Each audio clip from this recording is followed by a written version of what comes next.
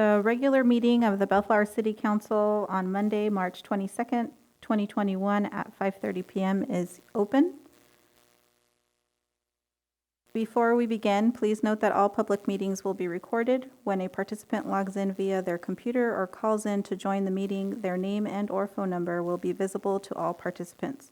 Unless you are providing public comment, your audio will be muted and your video will be disabled. Persons wishing to be audience members to the meeting may do so anonymously.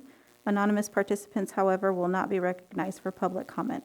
Persons who seek to bypass the city's host controls will be dropped and blocked from the meeting. Thank you for your cooperation. For the record, after receiving a letter dated March 15th, 2021, it is apparent that the Women's Club is unwilling to negotiate for real property. Consequently, the closed session was canceled. Based upon previous City Council direction, the city will commence design and construction of the planned community center around the existing Women's Club building. Closed session is adjourned to the open session at 7 p.m.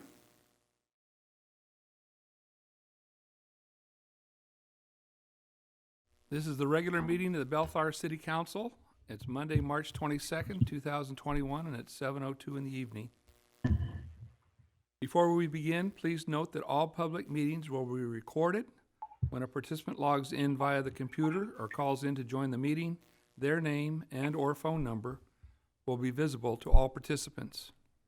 Unless you are providing public comment, your audio will be muted and your video will be disabled. Persons wishing to be audience members to the meeting may do so anonymously. Anonymous participants, however, will not be recognized for public comment. Persons who seek to bypass the city's host controls will be dropped and blocked from the meeting. Thank you for your cooperation. Madam City Clerk, let's do the roll call, please. Councilmember Santinas. Here. Mayor Pro Tem Denton. Here. Councilmember Hamada. Here. Councilmember Sanchez. Here. Mayor Coops. Here. All members are present. We'll now have our City Council announcements, and I'll begin with the first one. The Bellflower Parks and Recreation Department is going to offer Club Recess, which stands for Recreation, Education, Crafts, Exercise, and Supervised Socialization. This weekly 2-day after-school recreation program, which is designed for Bellflower resident children ages 6 through 12 years old to participate in educational, creative, and athletic activities. At Club Recess, participants will have the opportunity to socialize, do homework, and participate in varying activities in a safe and sanitized environment led by our dedicated park staff. To sign up to visit our website, www.bellflower.org, or call any one of our supervised parks. Mayor Pro Tem Ray Dunton, ready for your report. Thank you, Mayor Coops. The Long Beach Small Business Development Center offers many free virtual workshops for your business. Upcoming workshops this week are set for March 25th to learn on how to develop a plan to start or recover your business in today's unusual times. And on March 26th to learn all about the marketing your small businesses. Both webinars are from 11 a.m. to noon, and the links to join these meetings can be found on our website. And our website's web address is www.bellflower.org. Or you can also get on the website for www.longbeach, that is sbdc.org. Thank you, Mayor. Thank you, Mr. Dutton. Council Member Raymond Hamada. Yes, thank you, Mr. Mayor. Again, first off, good evening, Bellflower. The district tax changes, which were approved by California voters in the November 2020 election, will go into effect on April 1, 2021. The new Bellflower tax, which was approved under Measure M, will be 10.250%. To find the specific tax rate for your area or business location, go to hwc.gov https://maps.cdtfa.ca.gov. You may also call the Customer Service Center at 1-800-400-7115. And let's see, customer service reps are available to assist you Monday through Friday from 8 a.m. to 5 p.m. Okay, thank you, Mr. Mayor. Thank you, Mr. Hamada. Councilmember Victor Sanchez. Thank you, Mr. Mayor, and good evening, Bellflower. It's time for the 28th Annual Lucia Robo Allard Student Art Competition. The competition is open to high school students grades 9 through 12, residing in the 40th Congressional District, which includes Bellflower. This is a wonderful opportunity for our young artists to share their talents with the community. The winning entry will represent the 40th Congressional District in a national exhibit in the U.S. Capitol for 1 year and will be eligible to win a scholarship or gift certificate. Students must complete the Google form and upload 3 digital photos of his or her art entry. Students should also submit a completed hard copy of the Statement of Compliance and Understanding, which must be entitled and signed by the student and signed by the student's parents or guardian. Teacher signatures are not mandatory this year. Signed and completed Statement of Compliance and Understanding forms must be sent in and postmarked by March 26, 2021 to Art Competition, Congresswoman Lucille Robo Allard, address 500 Citadel Drive, Suite 320 in the City of Commerce, California, 90040. Or for more information, call 323-721-8790. You can also find this information on our website. Thank you very much, Mr. Mayor. Thank you, Mr. Sanchez. Councilmember Sonny San Ynez. Thank you, Mayor. Good evening, everyone. On March 15, the Bellflower City Council did a small ribbon cutting ceremony for 2 new playgrounds at Caruthers Park. The new playgrounds were ages 2 to 5 and 5 to 12, respectively, are ready for safe use. The new playgrounds and an adjacent splash pad were installed as part of the Caruthers Park Stormwater and Urban Runoff Capture Project. As you will recall, this project was paid for by Caltrans.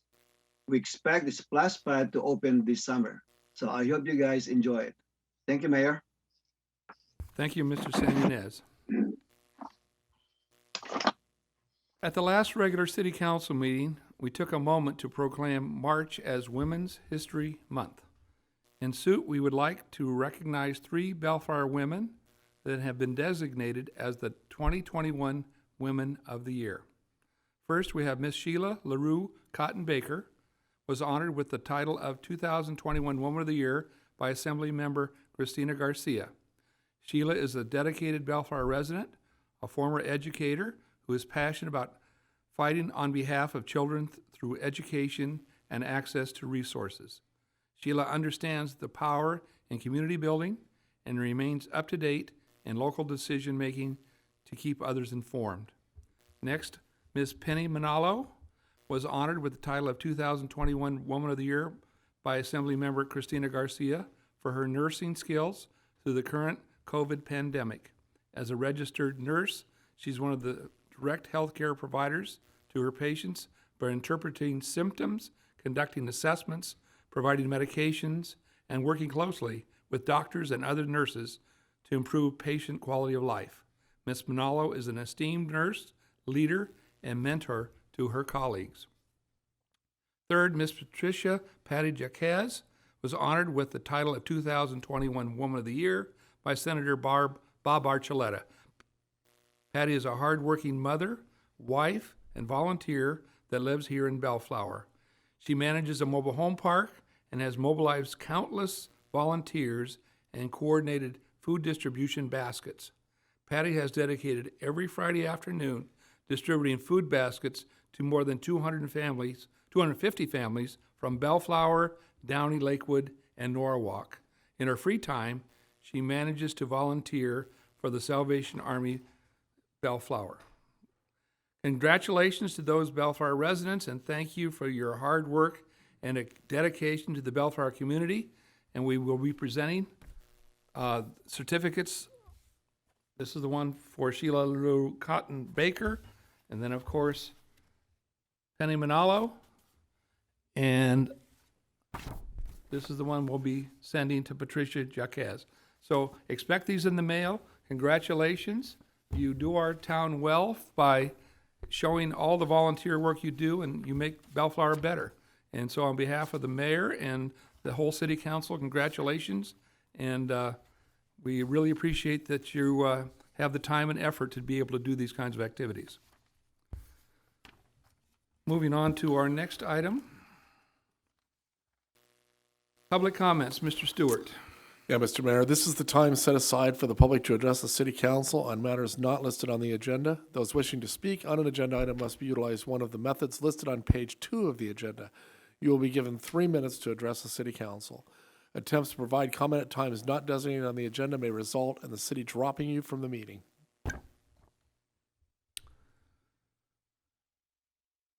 All right, so Madam City Clerk, you can allow anyone that wants to give testimony in at this time? Mayor, I'll give the public a moment to utilize the feature. Thank you.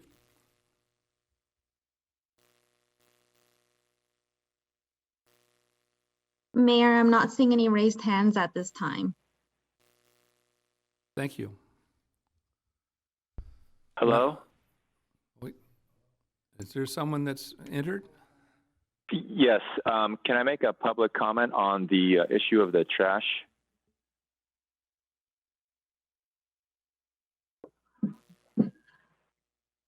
We've already had, no one came forward on public comments. You can comment later? Is that what, next item? Yeah, sure. Okay. Yeah, I can comment later. All right, thank you very much. We're not ignoring you, we're just trying to stay with the agenda. Oh, I understand. Okay. Okay, so how do I mute myself back on this phone? All right, it's been done by the Muted city you, staff. sir. All right, so public hearings, 9A, Mr. Stewart. So we have one public hearing on the agenda tonight, and it is consideration of possible action to conduct a protest hearing to consider proposed adjustments to the maximum rates for residential, commercial, and multifamily solid waste collection services. Adopt resolution number 21-20, a resolution establishing rate adjustments for residential, commercial, and multifamily solid waste collection services charged by CR&R Incorporated for a 3-year period commencing on April 1st, 2021. Authorize the city manager to execute agreement number 2 to revised and related franchise agreement to revised and restated franchise agreement file number 399.2 in a form approved by the city attorney with CR&R Incorporated to extend the term of the agreement, modify the franchise fee for solid waste collection services, modify transformation requirements, and modify existing and provide new organic waste recycling services and programs, and provide CR&R Incorporated's rate adjustment request effective April 1st, 2021. This item has been discussed several times prior. I believe Mr. Gorecki and his staff have a brief staff report for the city council. Thank you, Mr. Stewart. Mr. Gorecki, would you like to give our information, please? Yeah, good evening, Honorable Mayor and council members. I have a PowerPoint presentation here for you, and we'll go through it. So Jeff just read the title, so we'll go to the next screen here. So in 2011, the city entered into its solid waste franchise agreement with CR&R. The franchise agreement set the initial rates and allows CR&R to submit, go back a page for me. There we go. Submit annual rate adjustment request, taking into account changes in indexes for labor, fuel, equipment, disposal, transformation, and all urban consumers. The current franchise agreement is set to expire on August 31st, 2021. Next. On July of last year, the City Council considered a proposal from CR&R to extend the term of the franchise agreement. At that time, the council provided direction to staff to begin looking at the competitive bid process for a new solid waste franchise. During that time, we were also experiencing the different challenges that were coming up with the community's needs regarding the COVID-19 pandemic. This delayed consideration of how the changes in California law regarding the disposal of solid waste including the organic materials, would affect the cost and efficiency of solid waste collection. It was in the public's interest for the City Council to again consider CR&R's proposal to extend the term as opposed to looking at an all-new franchise altogether. Next slide. So on December 10th, the City Council reconsidered CR&R's proposal to extend the term of the franchise agreement. Their proposal included new rates to be effective April 1st of 2021. It included a 3-year franchise agreement renewal with up to 2 one-year extensions after the 3 years has ended. The continuation of the annual rate adjustments on September 1st of each year, which is typically the period when we start the rate adjustment. It eliminates the elimination of transformation process, which is the waste to energy, which is what we have to deal with at some of the landfills. It's a continuation of mixed waste processing of all the bins. It's providing recycling services at 65% of the rate for trash service. It's providing organic waste recycling service at 80% of the rate for trash service. Paying the city a one-time renewal fee of $20,000. It's a continuation of providing a CR&R sustainable coordinator to the city. And it's expanding residential services by providing a residential organic waste recycling program by January 1, 2022 to include food scraps at a cost of $3 per home. And this is so we can comply with Senate Bill 1383 organic waste recycling requirements. Next slide. The City Council directed staff to proceed with negotiations with CR&R on a 3-year franchise agreement. The City Council also directed staff to proceed with collecting the franchise fee to recover the city's cost of managing and implementing the franchise agreement, with the franchise fee adjusted annually by the change in consumer price index, contingent on a Prop 218 proceeding. January 4th, 2021, CR&R provided the proposed new rates to be effective April 1st, 2021, which includes the new franchise fee. Next slide. Currently, the franchise agreement requires CR&R to pay the city a franchise fee payment of $385,000. Public Works staff conducted a cost impact study for the management and implementation of the franchising agreement, including administrative oversight and contract management, solid waste handling, and solid waste truck impacts on the city streets. The city cost impacts are as follows. For the labor and admin costs, we're a little over $982,000. For contract service costs, we're a little over $22,000. The equipment cost, a little over $90,000, and the annual depreciation of the streets is estimated to be $57,500, and the total comes up to $1.153 million for the franchise fee. Next slide. The city's cost to implement the franchise agreement far outweigh the current franchise fee payment remitted by CR&R. Based on CR&R's annual gross receipts, in order for the city to fully recover its annual cost of approximately $1.153 million, an increase to the franchise fee is required. On January 15th, 2021, the City Council proposed an annual franchise fee of $1,153,000 to recover the city's cost. This will be paid by CR&R on a quarterly basis and equates to approximately $288,000 per quarter. Next slide. Based upon the need to recover the city's costs via franchise fee and the change in California law regarding solid waste collection, CR&R calculates that its new rates would result in the following percentage changes to service categories.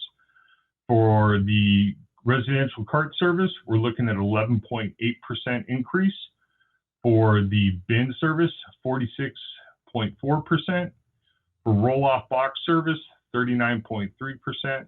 Roll-off box processing, 39.4%. These percentage changes will result in the maximum new rates as follows. The standard cart will go up approximately $2.40 a month for a new rate of $22.77. The 3-yard bin once a week, current rate is at $140. The increase will be $65.18 for a new rate of $205.51. Next slide. Rate comparison with surrounding cities. For the purpose of illustration only, Prop 218 does not allow for calculating rates based upon comparisons with other jurisdictions. It allows only for the city to recover its own unique costs. But below, the chart illustrates how CRNR's rates for the 2021 year compare with those from surrounding communities. Please note that the rates from the surrounding communities more than likely do not include the organic waste recycling components required by AB 1826 or Senate Bill 1383.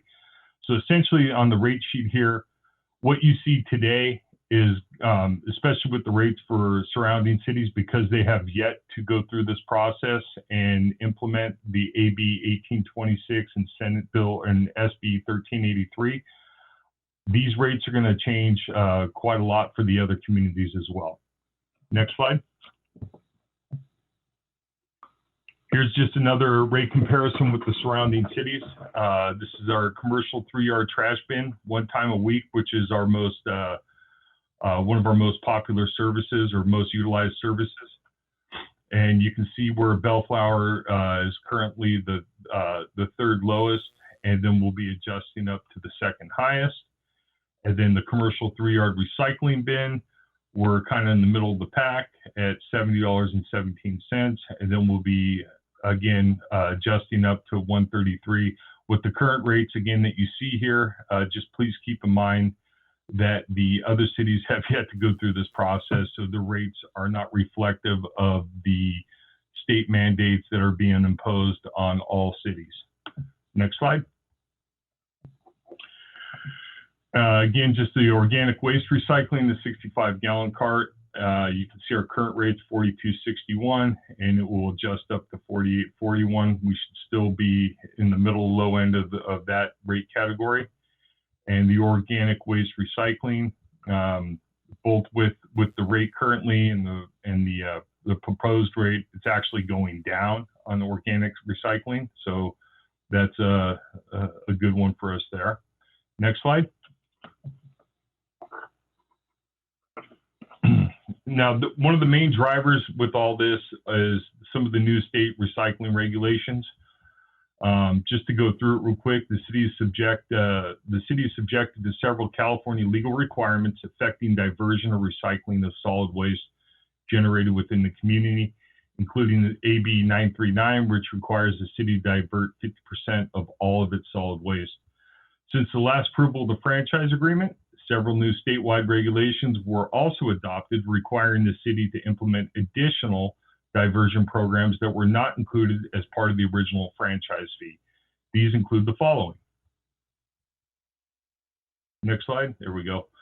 AB 1826, which is a mandatory commercial organics recycling. This bill requires businesses to arrange for organic recycling if they generate 4 more cubic yards of commercial solid waste per week. It requires multifamily residential dwellings to arrange for organic recycling if they have 5 or more dwelling units. However, multifamily dwellings are only required to divert the green waste, not food waste. In September 2020, Cal Recycle further reduced the threshold to 2 or more cubic yards of commercial solid waste per week. Next slide.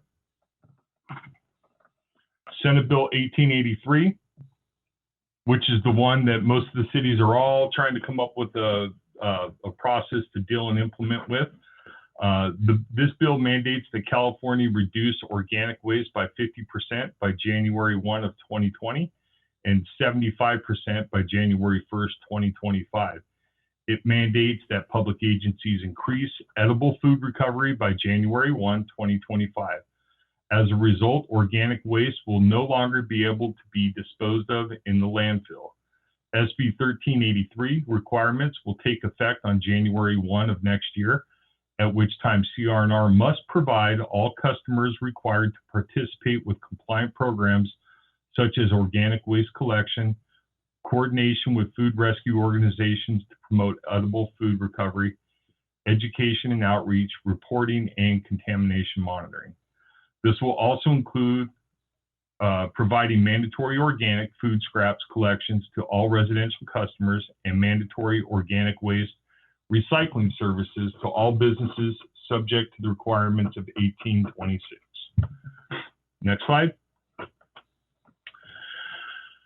As directed by the City Council, staff negotiated franchise agreement changes with CR&R include the 3-year renewal of the franchise agreement with up to 2 one-year extensions at the city's option, modification of franchise fee for the solid waste collection services, elimination of the transformation requirement, the one-time payment of $20,000, mandatory organics waste recycling services and programs required to be provided to all residential and commercial customers subjected to the organic waste recycling requirements of AB 1826 and SB 1383.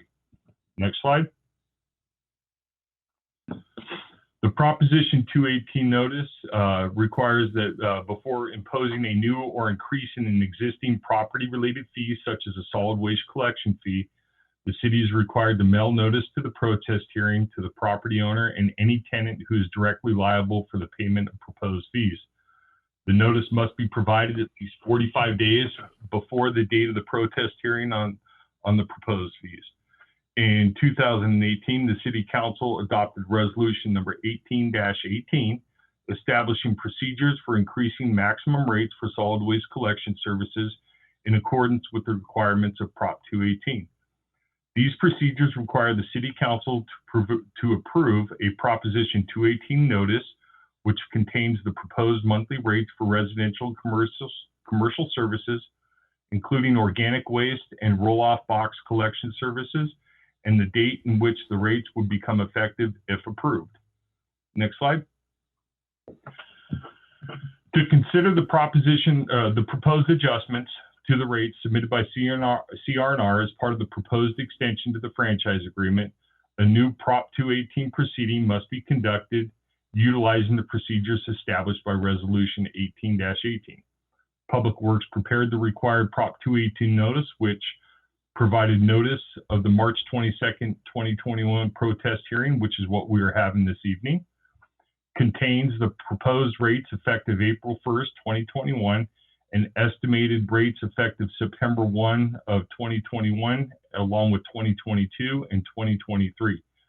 It discloses that if the proposed rates are approved, they will take effect on April 1st, 2021, and it contains the official ballot for the property owner or authorized representatives wishing protest proposed rates. On January 25th, the City Council directed staff to issue the Prop 218 notice, which was mailed on January 29th to each property owner and customer of record. Next slide. To date, through 5 o'clock this evening, we had a total of 220 protests that were submitted through the ballots or via phone or email communications here to the city. So that falls short of the 50% requirement. So the recommendation at this point would be to open the protest hearing, take testimonial and documentary evidence, and after considering the evidence, adopt resolution number 21-20. Authorize the city manager to execute amendment number 2 to the franchise agreement file number 399.2 in a form approved by the city attorney. And it would approve CR&R's rate adjustment effective April 1st, 2021. Alternatively, discuss and take other action related to this item. That concludes the presentation, and I'm more than happy to answer any questions. Thank you, Mr. Gurecki. Mayor Pro Tem Ray Dutton, have you any questions of Mr. Gurecki?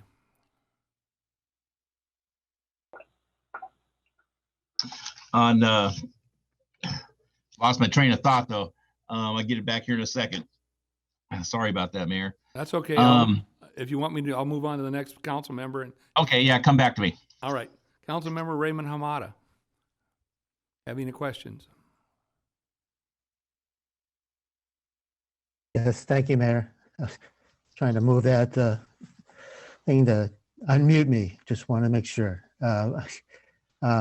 Again, as mentioned, we've discussed this matter multiple times, and it's been done quite thoroughly.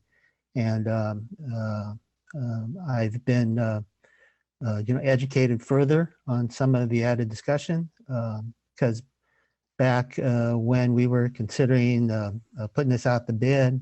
I was one of those at the time. But knowing now with the added requirements of the state, and we tend to be first out of the chute here, and so we're the ones setting the pace on this.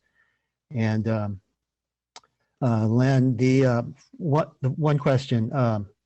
I know that come time when it comes to the organics, and there'll be some coordination with some of the either the markets or the nonprofits that take donations. We're going to get credit for those, correct? I mean, it takes some work, I think, but Yeah, this is very interesting. I mean, again, as it relates to the food and the organics, there's Cal Recycle has a list of requirements that we're in the process of implementing, and we'll have implemented and in place by that time. The markets or nonprofits that are providing food services or donations would fall under those same exact parameters as any other commercial business. So they will be receiving their marketing material as we move forward and closer to the January 1 deadline of next year. And there'll be a process in place for them on how they do their donations, and then what is left over can no longer simply go into a trash bin. It will be food that will need to be recycled per the new state mandate. all right. I think maybe just a comment now, and I think there's some added value to again renegotiating the look at the agreement. And the one thing that I think wasn't mentioned as part of the service, we do get street sweeping, we get bulky item pickup. So that's major value with this. So the services are going to continue. Those aren't added charges, so it's separate from a trash bill. That's all rolled into a trash bill. And again, those are the added services that we get.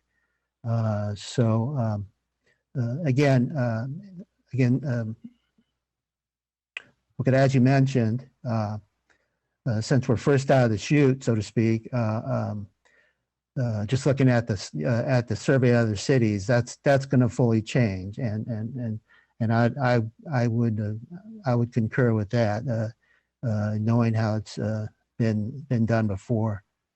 So I think from a standpoint of complying with our new state laws and continuing a smooth transition with service, I think it's in the best interest to follow a renegotiation of the franchise agreement. So and again, thank you for the information about the 220.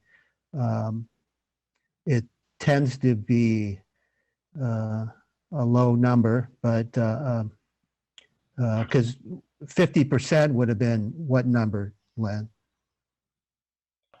50% would have been approximately 5,000, about 5,400 protests. Okay, roughly, yeah. All right. Okay, staff, thank you for, again, the added information. And again, thank you, Mr. Mayor. Thank you, Mr. Amata. Councilmember Victor Sanchez, do you have any questions, comments? Thank you, Mr. Mayor. Yes, I do, sir. I have a couple questions and comments. Mr. Gurecki, just a question related to Senate Bill 1383. Can you kind of walk us through a little bit of that plan, the rollout plan, and how that's going to look in ensuring that we meet the mandate of January 1st, 2020? Yeah, actually, I'm going to defer this one off to Bernie because he's been working in close detail with Cal Recycle on how this has to roll out and how CR&R what the plan is right now at this point in time. Bernie, can you address that?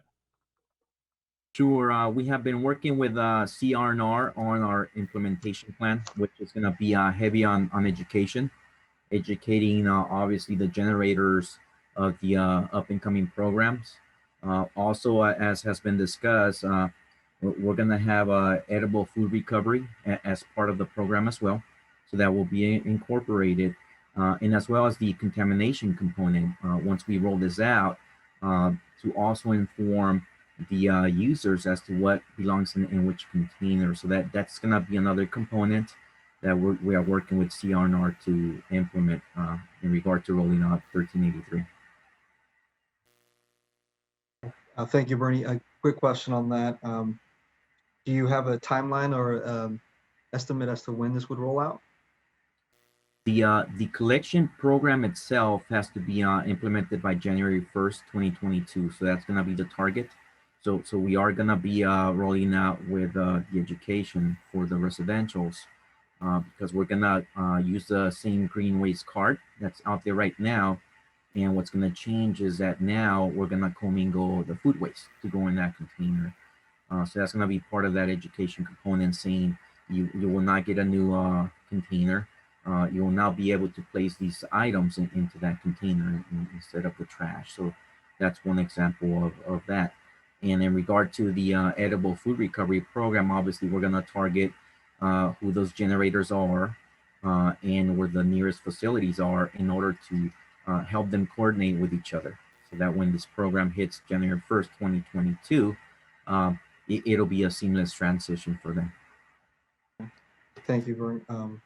One of my initial questions that I had and my concerns was with the increase, right? But I think that for a $2 monthly increase, for us to have a different set of programs or a different set of requirements, I'm confident that that's doable. It'd be interesting to see how other cities are going to, when they go through this process to implement these state mandates, what their structures will look like and their rates will look like. And then lastly, one of my other concerns originally was the impact on the businesses, especially during the pandemic. But I've since learned that businesses have a little bit more control and flexibility as to either reducing the number of pickups if they're not producing as much because business is slow or things of that nature, so they can keep lower rates, and that there's other ways and tools for them to mitigate their expenses. So I think that this is a good plan and a good effort at this point in time, and I'm just looking forward to staying informed as to how we educate the public and ensuring that we meet the mandate so that we don't get fined, because I believe there'll be a $10,000 fine. I'm not sure if it's per month or per day, but I was reading that on an article as it relates to Senate Bill 1383. Other than that, thank you, staff, for your work on this and for working with CR&R. Mr. Mayor, that concludes my comments and questions at this point in time. Thank you. Thank you, Mr. Sanchez. Councilmember Sonny Santi Inez, have any questions or comments? Yes, thank you, Mayor. First of all, I want to thank staff for their presentation. I know it's been a long way. Len, can you just confirm, just to make sure that I don't miss anything? The presentation you did in December 2020, has there been any change in the rate structure comparison versus what you presented tonight? No, there has not. There's Okay. again, there's two cities that are set to renew their franchise agreements in 2 years. Everybody else will be doing amendments to their existing franchise agreement, which is similar to what we're doing right now. So we're not aware of any new rates that have been rolled out in any of the surveys that we typically service or not service, but we typically compare our rate numbers to. There has not been any adjustments since the presentation in December. Okay, great, thank you. And as Council Member Hamada pointed out, we typically are the guinea pigs when there's a new process. And just like what you pointed out, eventually other cities will catch up because we're the first in meeting these new requirements that are set up by the state legislature. Another thing, Mr. Gorecki, is just to clarify, the sustainability coordinator, that's a full-time position, correct? Yes, they're full-time with CR&R, and then they will be assigned to our city to help with the marketing and the education component. And then once the program is actually impacted, they'll be here in the town working on site with businesses that are having, experiencing any issues or anything that's coming up. They'll also be doing the auditing of businesses as they go about this process. So yeah, it's not a city position. It's a coordinator that works for CR&R that will be assigned to the city. Yeah, but even though the coordinator will be paid for by CR&R, you have some kind of a dotted line responsibility to you or someone in your department for reporting purposes. Absolutely. Yeah, we meet right now. We meet approximately two or three times a month with CR&R, trying to work through the rollout portion of this. And then once we kind of get into it and it's unveiled, they will be in here they'll be in the office with us probably on a weekly basis until we get this thing up and going. So we'll be working hand in hand with them. We already do work quite extensively. Both Bernie and Natalie here in the Public Works Department are working with CR&R almost on a daily basis before we even rolled any of these items out and stuff. There's various reporting, there's audits with the programs that are already in place, and they work hand in hand with CR&R, and we're very involved with them right now. So Okay, it will only get more intense for us moving forward. Yeah, especially once we launch this new program. Now, speaking of the protest ballot, in terms of the process, you mentioned, just to confirm, you mentioned that the ballots were mailed to property owners and customer of records of parcels. So if the ballot was sent to the customer of record, who is not the owner, is the owner also copied with the protest ballot? No, I do not believe so, because they're sent to the names on the accounts that are established with CR&R. So Okay. in some instances, the tenant has to establish trash service when they rent a place, and in some cases, the owner establishes the service and the tenant reimburses as part of their rent to the owner the cost for that service. So in terms of the mailers that go out, the ballot mailers, they go to the customer of record, which is either a tenant or the property owner. Okay, so I just want to make sure so there's no duplication then. That's the case. No. Okay, very good. Now, when the ballots were received back into City Hall, who actually received those ballots?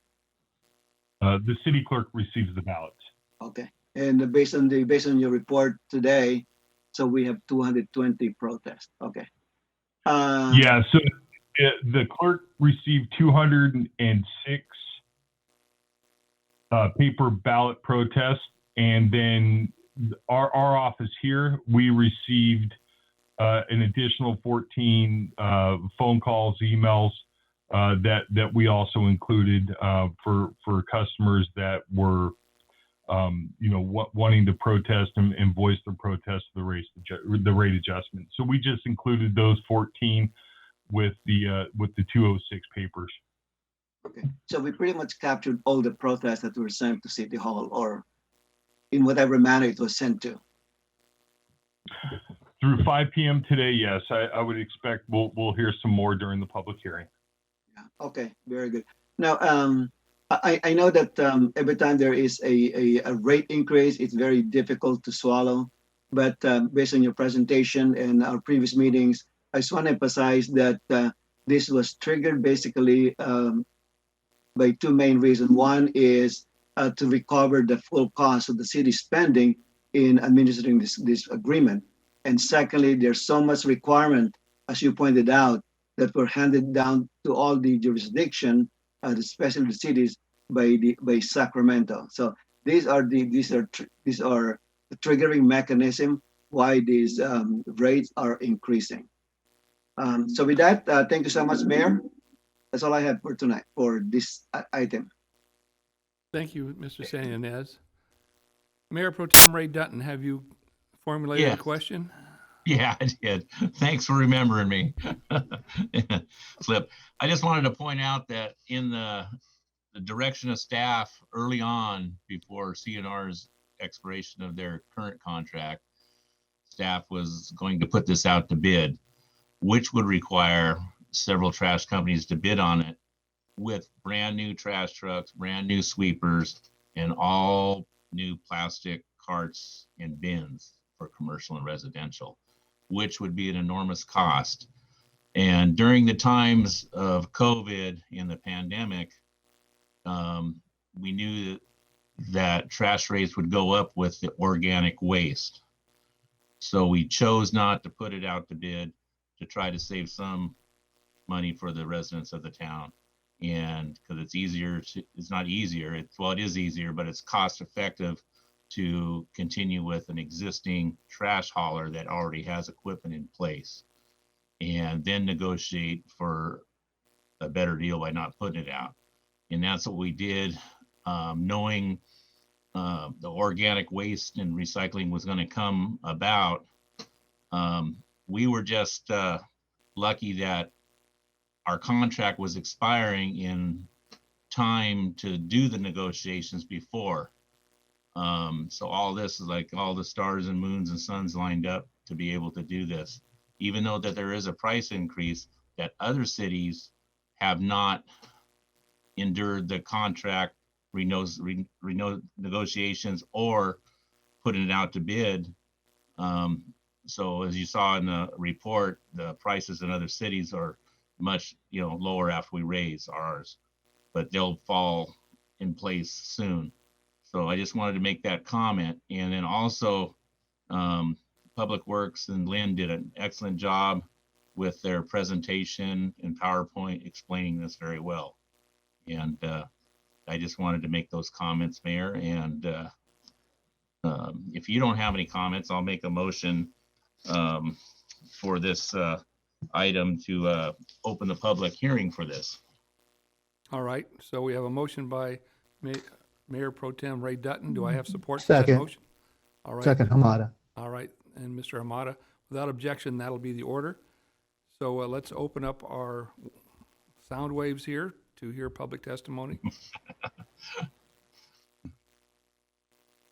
Mayor, just quickly, I just wanted to note for the record that we just received one more protest ballot by email a few moments ago. All right, thank you for that contribution.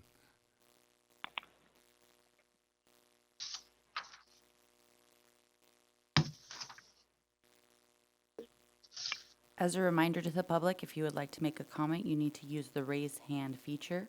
If you're calling in, please wait for Deputy City Clerk to call on you. Thank you.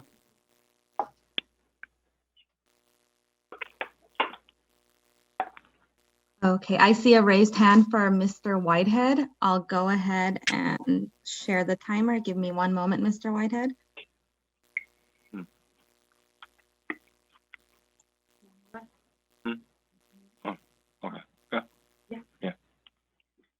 Okay, you may begin, Mr. Whitehead. Okay, thank you. I'm Mr. Whitehead, and it would have been easier to swallow this rate increase if this was put out to bid. It does sound like there's a lot of stuff in motion, so fortunately, you'll have an opportunity to allow it to go out to bid due to the time periods of the 1 year re-ups. Hopefully at that time, we'll have a better idea as to what some of the competitors are looking like. And a question for Mr. Gurecki, would it be possible for residential homeowners who compost to avoid the surcharge for the food, if I'm interpreting that $3 charge correctly?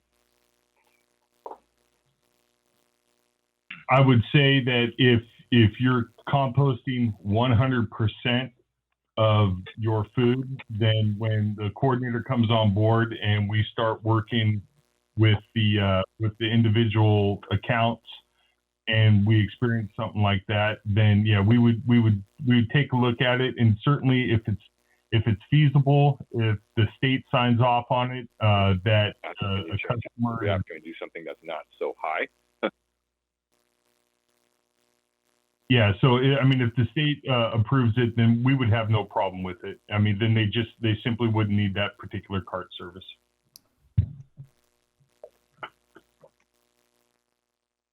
Thank you. Does that conclude your comments, Mr. Whitehead? Yes, it does. Thank you. Thank you. Madam City Clerk, is there anyone else that'd like to give testimony?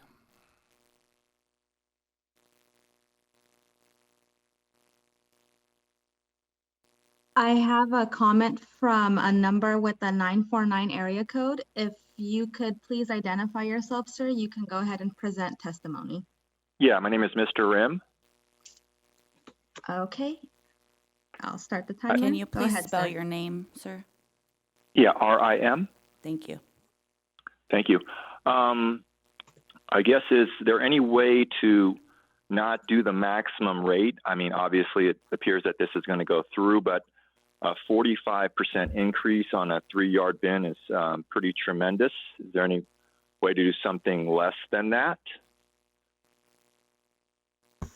Mr. Mayor, members of the council, if I may jump in on this. This is not a question and answer session. This is a public hearing whereby testimony is being accepted for purposes of the rates. So certainly public comment is encouraged, but unless the mayor directs, it's not a Q&A session.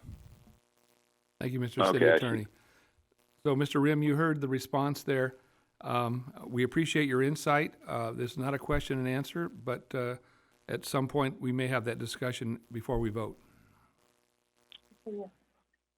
Okay, yes, I'm just protesting the rate because you know, it's just such a large increase of 45%, and it's a very substantial amount.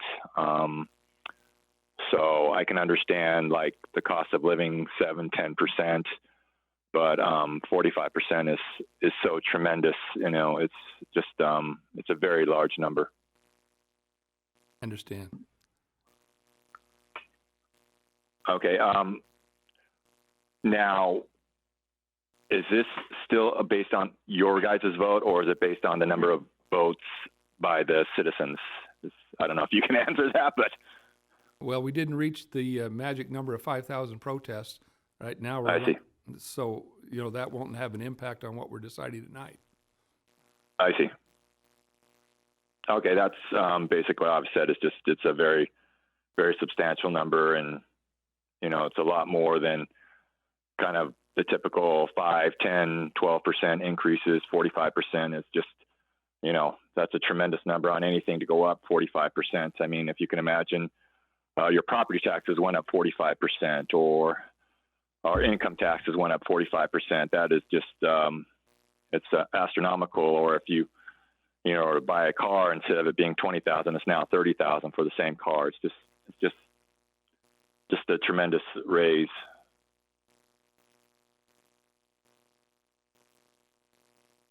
Thank you for your comments. You're welcome. That's all I have to say. Thank you.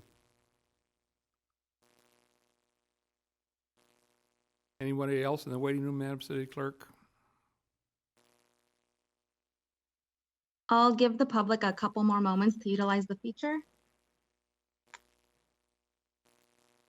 Are we allowed to make a comment? Have you been recognized by the city clerk? Can you please identify yourself? Just a moment, please. Hello, this is Sheila LaRue Cotton Baker, Woman of the Year for Bellflower. Okay, I'll go ahead and start the timer. Thank you. Happy Women's History Month to you and to Mayor Coops and council members and Miss Christina Garcia. Thank you so much for giving me this recognition as Woman of the Year. Remember, Bellflower has it all. Good night.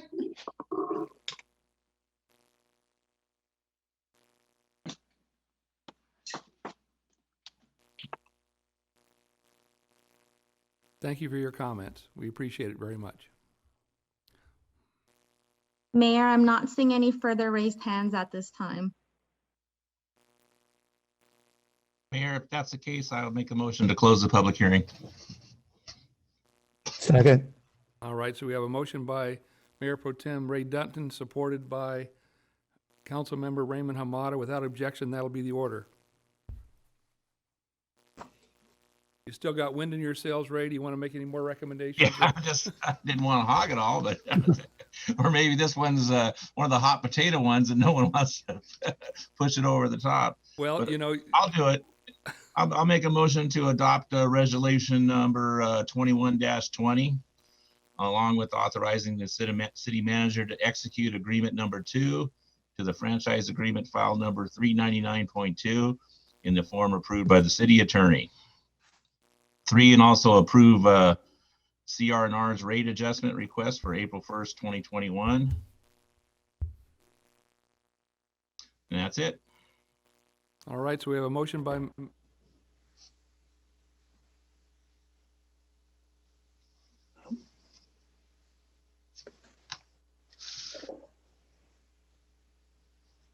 We lost audio for just a moment there.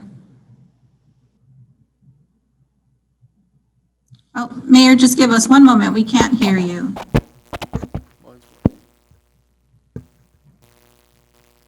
Miss City Clerk, can you hear me?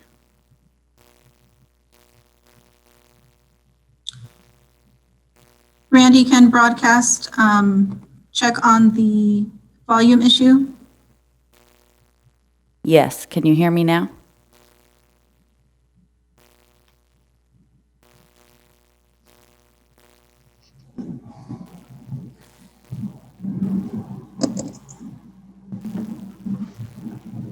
I'm sorry, just give us a few moments. They're checking on the problem.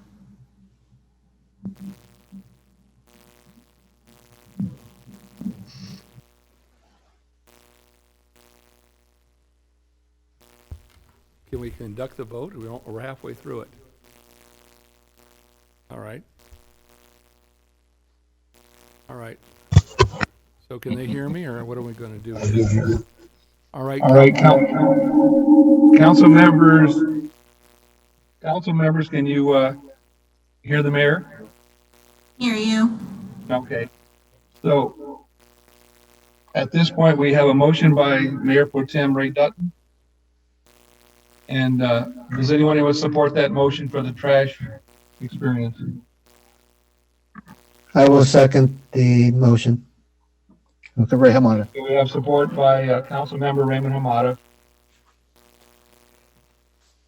Any other questions or comments? Madam City Clerk, conduct the vote, please. Councilmember Santinas, Aye. Mayor Pro Tem Dutton, Aye. Councilmember Hamada, Aye. Councilmember Sanchez, Aye.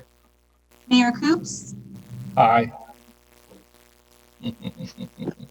So I'm going to continue to conduct the meeting. Sounds like a vibrasonic in my 66 olds, doesn't it? So, have we reestablished the old method of communication or not yet? Hey, Dan, do you got a couple conflicts coming up? Yes, I do. And so I'm going to pass the baton to you. You're going to take care of the next 2 items, which Perfect is timing. 11A and 11B. So I'm going to dismiss myself and you're going to run the meeting on these 2 items. Okay. Hey, why don't you see if you can get the audio fixed for us? You know, it's kind of ironic. When yours didn't work, ours worked. And now when yours works, ours doesn't. So there's something going on here. You trying to blame it on me?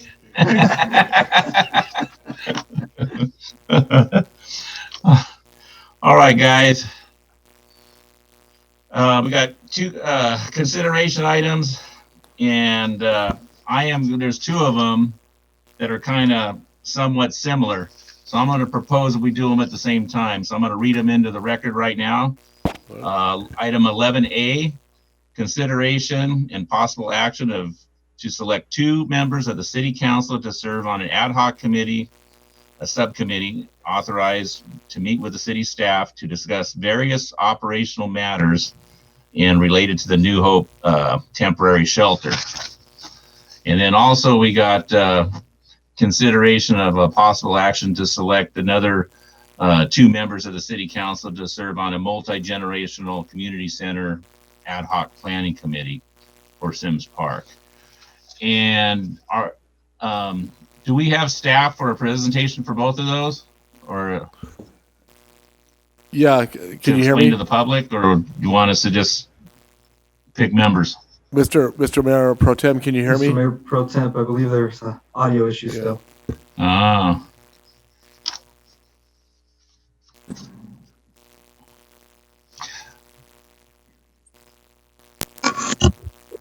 Hey.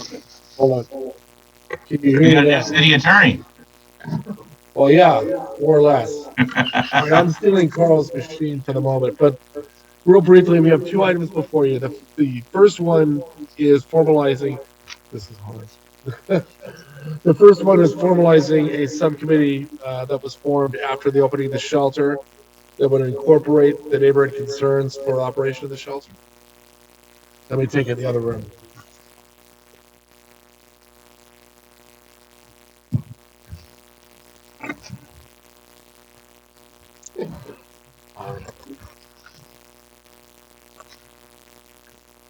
Okay, can you hear me now? Yeah, with no echo. That's nice. Gentlemen, can you hear me now? Yes, we can. Yeah. You can't hear us, I think. Gentlemen, can you hear me now? Yes. Yes. I can't hear them, is what it is. All right, this yeah, we can. Okay, so Turn your audio up. Got it. Okay. Now I can hear you. All right. Okay. So the first item is it's formalizing an ad hoc subcommittee that was formed as soon as the homeless shelter opened that allows the public to meet periodically with a member of the council and staff to discuss items of mutual concern regarding the operations of the shelter and the impact in the neighborhoods. Then we found that to be fairly successful. So all we're looking for here is we want to formalize that process and set up an ad hoc subcommittee that will run for a year and then expire, and we can reappoint or reconsider at that point. That would continue on in the service, but we just want to formalize that. So what we're looking for from the council on this item is appointment of 2 members of the council to serve on that ad hoc subcommittee that would discuss various future operational matters related to the New Hope temporary homeless shelter. And then why don't you explain, because I'm going to do them both simultaneously, 11B also. So 11B, this is related to the closed session item that we actually did not discuss tonight. So in the thoughts that we might be negotiating with the Women's Club regarding the potential purchase of that building at Sims Park at the corner of Oak and Sims, that we might have a 2-person subcommittee of the city council to work with and negotiate with the Women's Club in the purchase and relocation of that club into a multi-generational community center ad hoc planning committee. That's at this point not going to happen based on the letter that we received. But what we have here is still a committee, and what we're looking for is consideration of possible action to select 2 members of the city council to serve on a multi-generational community center ad hoc planning committee. And with that said, it would be working on the direction that was read into the record at the beginning or at the end of the closed session that did not occur tonight, saying the staff is now working on the direction of establishing a community center at Sims Park and adjacent to the property that's now occupied by the Women's Club. And that is the direction that we are looking forward to now. And if appropriate, the council sees fit we'd recommend selecting 2 members of the council to sit on that ad hoc subcommittee as well. So those are the 2. Yeah, and Mr. Stewart and colleagues, due to the light of what happened, what we saw in our staff report when we got our agenda and whatnot, and the closed session was canceled, I thought it would be just wise, while we have it on the agenda, to put 2 people in place just in case. No, I agree, and I think there's still going to be some issues coming up that will require council direction input as we go forward on the design of the process. So I still think it's prudent to move forward with this item. Yeah. Got it. And so why I put these 2 on the to talk about at the same time is because I had a call with one council member and a call from another council member on 2 different issues, on 2 different agenda items, which is legal. So I'm going to propose that if it's amenable to everybody, to have Victor Sanchez and Ray Hamada as a subcommittee members for 11A. One for Victor, that homeless center is in his district. He has to answer to his constituents. And also Ray Hamada is involved with Kingdom Causes that has a homeless agency that helps, and he knows and how that works. And then I was gonna have Sonny and myself do the 11B subcommittee, because Dan Coops is conflicted out of both of these, that where there's 4 of us and we just split it up. If that's amenable to you guys, then that's what I recommend. If not, let's hear what you want to say. Mayor Pro Tem That's good for Benton? me. Good for Ray? Ray Hamada. Sonny, Mayor Pro Tem, I'm fine with the selection. what about Victor? Good choice. Victor, yeah. I agree. I concur, Mr. Mayor Pro Tem. Thank Okay. you. And then without objection, that'll be the order. Is that good enough for the city clerk? Mayor, finish it. Mayor Pro Tem, can you hear me? If you don't mind, Mayor Pro Tem, could we do a roll call vote? Or one at a time? I believe we can take them together. Is that right, Okay. Carl? Since you're formalizing the action, I'll second that motion.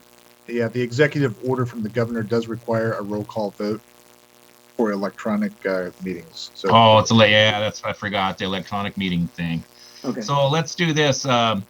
For item of consideration for the temporary shelter, we're going to vote for Mr. Sanchez and Mr. Hamada be on the subcommittee, and then also vote for 11B regarding the community center, to put Dutton and Sunny Santa Ynez on that one. So let's call for the vote.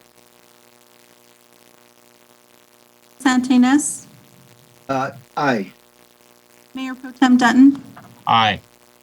Councilmember Hamada, Aye. Councilmember Sanchez, Aye. Okay. 11, we got 11A and 11B taken care of. I just thought maybe it would be a little faster doing it that way. I don't know now. appreciate that. Thank you. It's fine. Made it more. Yeah, so Dan, That's more efficient though. yeah, Dan's in it. I'll go with that. We're gonna bring the mayor back in here so we can not have the echo, and Dan will Okay. stay and use this computer as well, so. Yes, the mayor is on the line. Oh, he is. Okay, Dan's there. Got it. All right. Yeah, they put me in a Good enough. broom closet here in the back. I hope it works. Yeah, we I'll are. resume the meeting. Am I welcome back in the meeting? Has Mayor Pro Tem Ray Dutton completed his work? Yeah, Mayor, I'm going to turn the meeting back over to you. We handled 11 items, 11A and B. So 11C is up next for you. Thank you. I'm Same waiting, easy since I'm one in the for you. back room here, they're gonna collect my papers and bring them back here so that I can continue. Are Mr. you Mayor, would you like me guys to read the- playing musical chair? But I've never done, yeah, it's a brave new world, Sonny. I'm in an office here in the back. It's a It seems first. like you have different names now. Mr. Mayor, would you like me to read the item while we're waiting? Please do. All right, this item 11C, it's consideration of possible action to authorize the issuance and delivery of taxable pension obligation bonds to refund all or part of the city's unfunded accrued liability with CalPERS, establish a pension stabilization trust fund, and accept a proposed finance team to implement that financing, and adopt the following resolutions. First is resolution number 21-18. It's a resolution authorizing the issuance and delivery of pension obligation bonds to refund certain outstanding pension obligation bonds to the city, to the California Public Employees Retirement System, approving the form and authorizing the execution and delivery of a trust agreement, and authorizing a validation action and other matters related thereto. And second is resolution number 21-19, a resolution authorizing the establishment of a pension stabilization trust fund, an Internal Revenue Tax Code Section 115 trust fund, and unfunded pension obligations. And Mr. Reed has already set his presentation up, and I'll let Mr. Reed take it over. Thank you. Good evening, Honorable Mayor and members of the City Council. To start with some background information, the City of Bellflower contracts with CalPERS to provide pension benefits for full-time employees. This is a bargain benefit with the labor groups and is a common benefit as most public agencies offer similar pension benefits. The city makes two types of payments to CalPERS for pension. First is normal costs. This is for the cost of service accrual for active employees.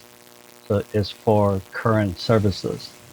This cost is shared between the city and employees, and we pay as a percentage of biweekly payroll. The other component is unfunded accrued liability, or UAL.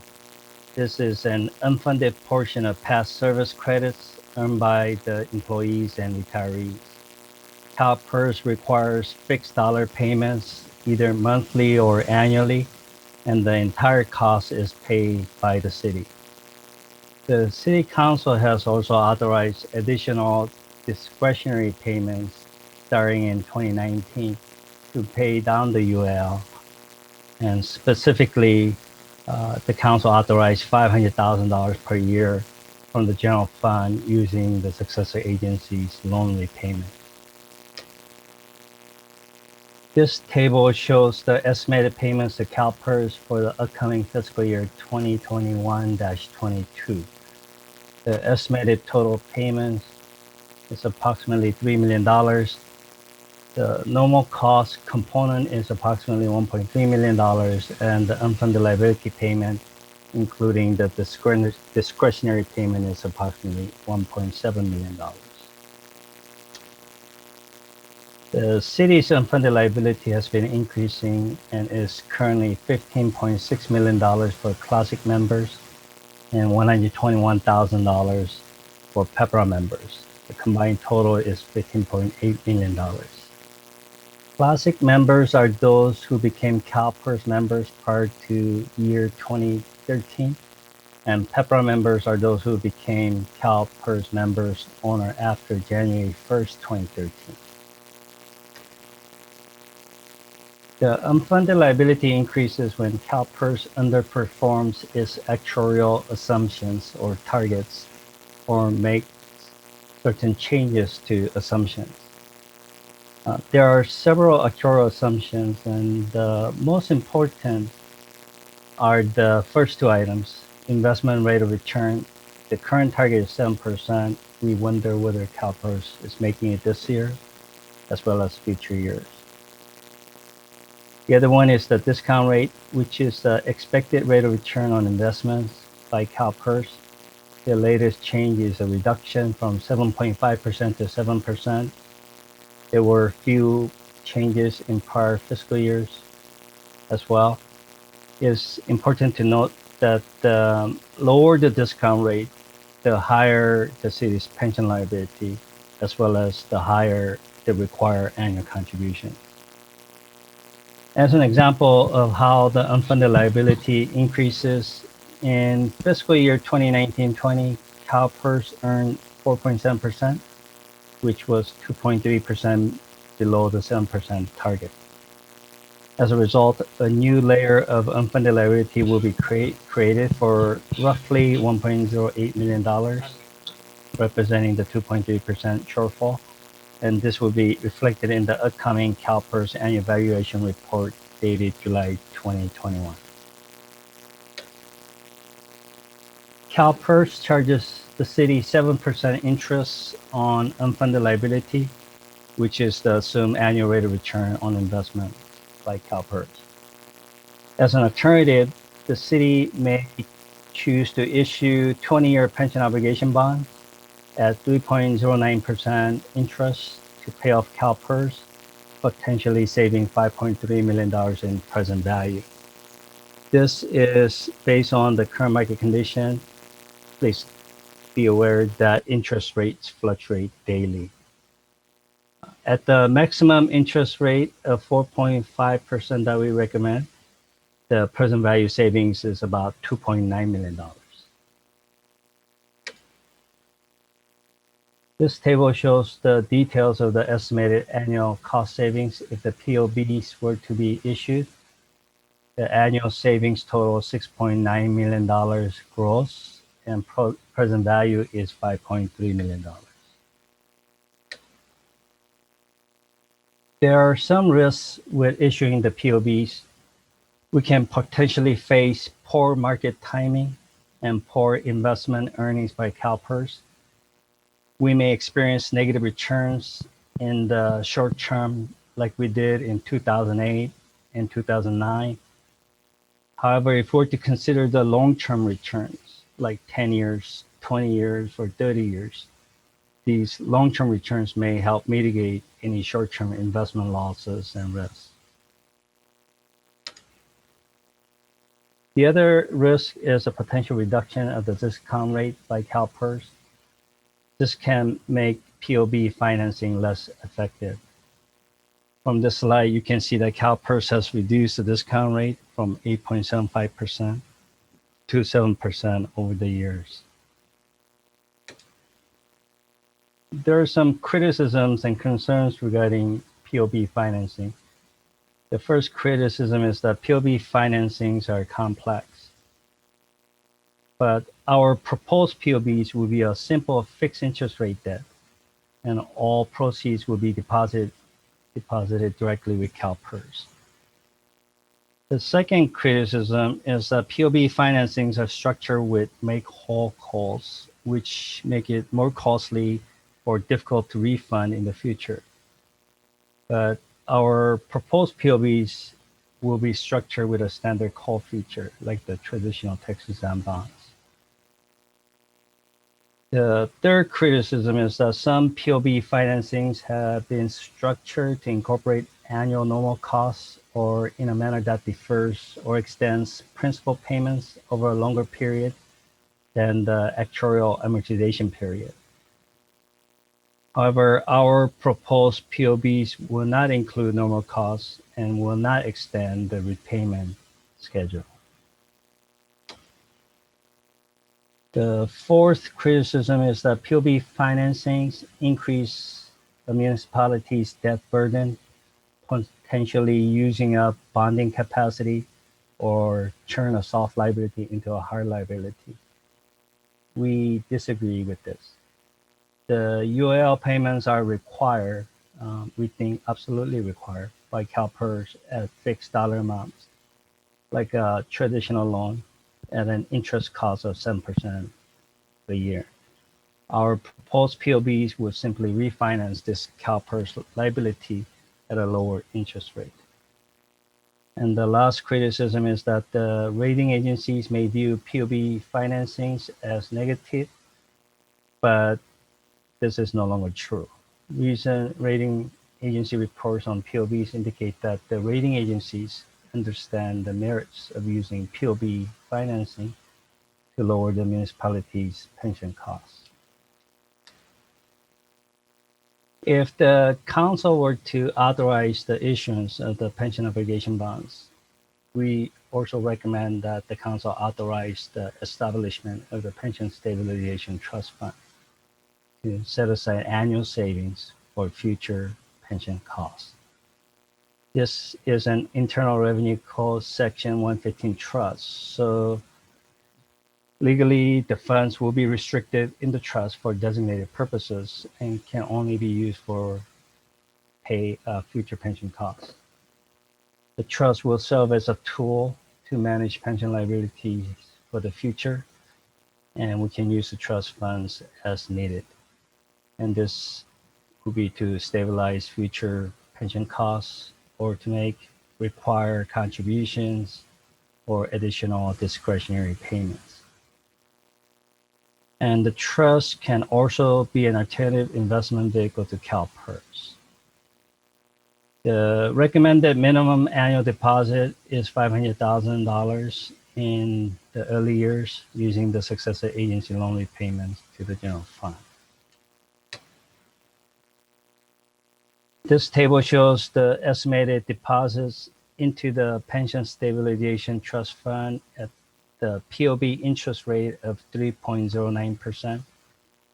Over a 16-year period, we expect to deposit approximately $8.7 million total, and about $1 million of that will be from the successor agency loan repayment. If we were to issue POBs at 4.5% interest rate, then over the 16-year period, we expect to deposit approximately $7.5 million total in the trust fund, and about $2.2 million of that will be from the successor agency loan repayment. In California, POB financing requires judicial validation, and for us, with the LA County Superior Court, the judicial validation process will take about 3 to 4 months. Issuing the POBs after the validation will take a few days to a few weeks. The total time will be 4 to 6 months to issue the POBs. This is the list of proposed finance team. Norton Rose Fulbright as the bond counsel and disclosure counsel, CAPM Funding as a municipal advisor, and Raymond James as a placement agent or underwriter. The recommendation to the City Council is to adopt Resolution number 21-18 to authorize the issuance and delivery of taxable pension obligation bonds to refund all or part of the city's unfunded accrued liability with CalPERS with certain financial parameters, and to approve the form of a trust agreement. Please note that the significant parameters are $17 million maximum principal, 4.5% maximum all-in true interest cost, and 20-year maximum maturity. And number 2, adopt resolution number 21-19 to approve the establishment of a pension stabilization trust fund, an Internal Revenue Code Section 115 trust, and fund the trust with the annual savings generated through the POB financing and other designated viable funding sources, and to authorize city manager to execute agreements to establish the IRC 115 trust fund in the forms approved by the city attorney. And number 3, approve the proposed finance team of Norton Rose Fulbright as bond counsel, disclosure counsel, CAPM Funding as a municipal advisor, and Raymond James as underwriter or placement agent, and authorize city manager to execute agreements with those companies in the forms approved by the city attorney, or alternatively discuss and take other actions related to this item. I'll be happy to answer any questions you may have. Mayor Pro Tem Ray Dutton, have you any questions of Mr. Ree? I'm always about saving money, and this is something that's been hanging over our heads for quite some time, and it's not going away. I am disappointed on Calipers only, not meeting their goals of their investments. All I know is investments have been good for the last 5 or 6 years, but I guess not Calipers. But just like we've done in the past, we're always managing our money, and this is one way to nip it in the butt, so to speak, and start chiseling it down, just like we decided to pay $500,000 every year as a budget item to start whittling away this. We don't like, none of us like this hanging over our head. This is one strategy. I like the idea that it's may take a few months to get through the judicial system, hoping that there may be pandemic relief funds that may be used also to pay this. I've talked about that with the city staff already, and so we can play the wait and see game, but sounds like a good deal to me. That's all I got, Mayor. Thank you, Mr. Dutton. Councilmember Raymond Hamada, any questions or comments on Tay Ree's presentation? Yes, thank you, Mr. Mayor. First, again, Tay and the finance team. Again, you guys are to be commended for, again, looking into this. Again, Tay, you must have that punch list you're working on, because I know you've been working some magic recently on, again, saving the city some money. And yeah, PERS is the big animal here. And I'm not aware of any city that's above water on, pension obligations. So it's always deep, and some cities have gone bankrupt. So Tay, with that, do you know of any recent cities that have pursued bankruptcy on this issue, because of this issue? I haven't heard of bankruptcy issues because of pension. All right, well, some of them try to use it, to say that they got so deep, and then, all right, no, I haven't heard anything, cities citing that as the major or the only, obligation that they may not fulfill, or at least not in a potential timely manner. But again, here in Bellflower, I know you've watched this closely, and you guys are being very strategic with this, and looking at some of the charts, because I'm a PERS retiree, and in 2011 it was the returns were over 21%. So that was probably a great year to retire, maybe, but it's as what Councilman Dutton has said recently. I'm very surprised that the returns aren't making it, because PERS is probably very conservative, and of course they have their limitations on certain investments, again, outside the country and so on, and some other things that they don't want to take the risk, of course, and that's seems only appropriate with so-called public funds. So again, I think great job. Again, saving, so we can potentially, again, spend it elsewhere. But again, I was part of the 2019 decision to put that $500,000 in towards this, and I think that was a smart thing to do. So, all right, I think that's it. Thank you, Mr. Mayor. Thank you, Mr. Hamada. Councilmember Victor Sanchez, comments and questions of Tay Ree. Thank you, Mr. Mayor. First off, Director Tay and your team, phenomenal job in just bringing this to us in a time where we're at interest lows, and this is a very smart business here to bring it in and save some funds. My question for you, the only question, how soon can you lock in the rate? And if I missed that, I do apologize. Actually, the locking in the rate will take about 4 months, because we have to go through the judicial validation process. Which is why the maximum interest rate we would accept is 4.5. We're giving you leeway. Yes. Got it. Understood. Okay. All right. I wish we could lock it in sooner, but it's understood. Either way, it's a good savings, and I like the way it's written to continue to pay it off early and invest in it, get it off our books. So, all right. Thank you. Thank you, Director Tay. That concludes my question and comment at this time, Mr. Mayor. Thank you, Mr. Sanchez. Councilmember Sonny Sanez, our resident accountant. What do you, questions or comments on Tay's presentation? Yeah, thank you, Mayor. Again, thank you, Tay, and all the members of the finance team for this fabulous job that you have put together. Uh, as always, it's my analogy to this is paying off your credit card and getting an equity loan from your house. You basically save money. So Tay, just a couple of questions. Can you show slide number 8? I think emphasize on the concerns. There you go.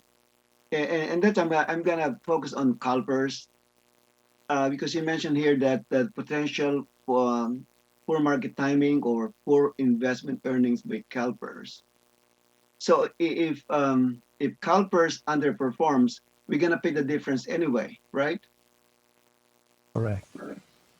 So in looking at this, I'm the concern. I'm glad that you raised the concerns, but to me those are not really concerns because the investment returns are very low. The way I see it is the only way that this will not be work for us if CalPERS investment returns is been higher than 7%. Correct? If it's higher than 7%, then we'll be super funded. Yes, exactly. That's the only time that this will not work for us. But because if the investment return for CalPERS is less than 7%, we're still going to be ahead. Right. As long as CalPERS makes our interest cost, which is, let's say, 3.09%, then we're even. Anything CalPERS makes in excess of 3.09%, we'll be ahead. Yeah. Okay. All right. And also, I want to focus my questions on the pension stabilization trust fund. My comment to this is very forward looking. I like the idea of saving for the rainy days. So first question is, at what point do you feel comfortable in terms of the balance for this fund?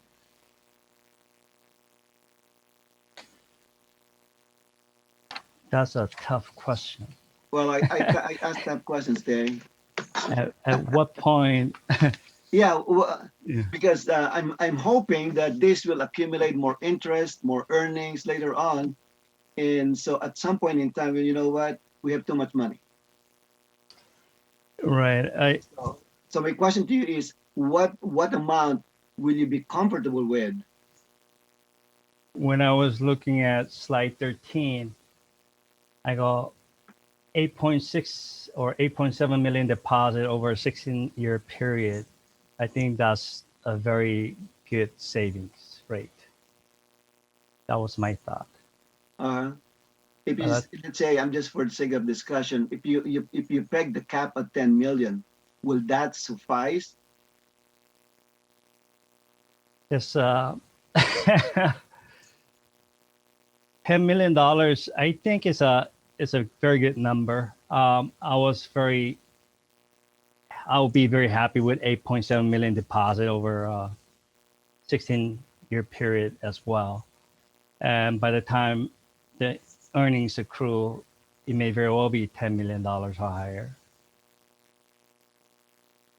Yeah, because what I will be proposing is a cap of 10 million, including any earnings that we may be earning during those years. You're never gonna get hit.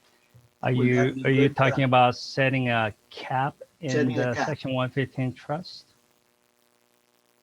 I see. In that case, then maybe we should focus on the percentage. At what percentage of the total accrued liability is the council comfortable with? Is it 10% of the total pension liability or 15% of total pension liability? I think, say 10 or 15%, maybe 15% of pension liability, total pension liability would be a good number to use. Okay. Yeah, Tay, if I may, I think they're looking to you for direction on this. If you tell them you're comfortable with that amount, I think they're saying they'd be comfortable with that amount. I think they want to hear some sort of a commitment from you when you'll start sleeping at night again. Right. I think this question is a little bit early uh, to set a cap because we're starting with such a low annual contribution. It will take years to build the reserve. So maybe it's better answer at that time. But if you like to place a cap at this point in time, I'll recommend 15%. Yeah, and I think, honestly, I think Tay is exactly right. I think the question is gonna be better answered 5 or 6 years out when we have a history on this and we know how it's gonna settle out. But for right now, we're making our best guess estimate. And Tay and I talked about this several times. I think the recommendations you have before you tonight are pretty much as comfortable as Tay's gonna be recommending this. He's never gonna state it for the record because he's too good an accountant to do that. But this is as close to a reasonable recommendation I think we can make, and it's gonna work. And I think that's where our comfort level there. Well, there's a reason for me asking that question because let me go back to the annually we've authorized staff to deposit additional $500,000 towards UIL, right? And if I believe correctly, that will expire when the successor agency payment is used up. Okay, so every year we're going to be putting $500,000. So related to that, if you look at if you look at table 3, clarify for me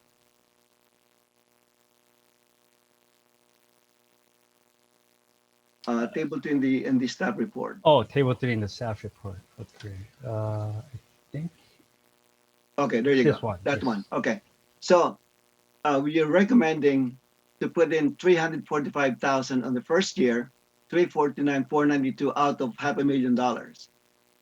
Correct. Right? Okay. But in addition to that, what will happen to the $60,000 that is coming out of restricted funds? That will go away because this is a Section 115 trust. I don't think this is categorized as an expenditure. So we're gonna lose the $60,000 contribution from restricted funds. Right. If we do This trust will just hold the general fund resources, general fund contribution. So, okay, having said that, won't it be better if we put in the $500,000 initially instead of saving the 55,000 the first year and so on? Just start putting $500,000. Continue I what see. we're doing now. I see. Because to me, I mean, I'm just thinking of the city budget as my personal budget. If I can pay it off now, I'll do it right away. And since you are used to paying $500,000 every year, why not continue that? I understand what you're saying. Just continue the 500,000. The Don't 500,000 use a lower amount. Yes. until the point that we are comfortable with the trust fund balance. That's what I'm getting at. Because by doing that, my expectation is we will hit the targets much sooner. That's correct. So maybe then it will be $500,000 a year. Continue that into the Section 115 trust and Right, set plus the the cap savings at from the POBs, right?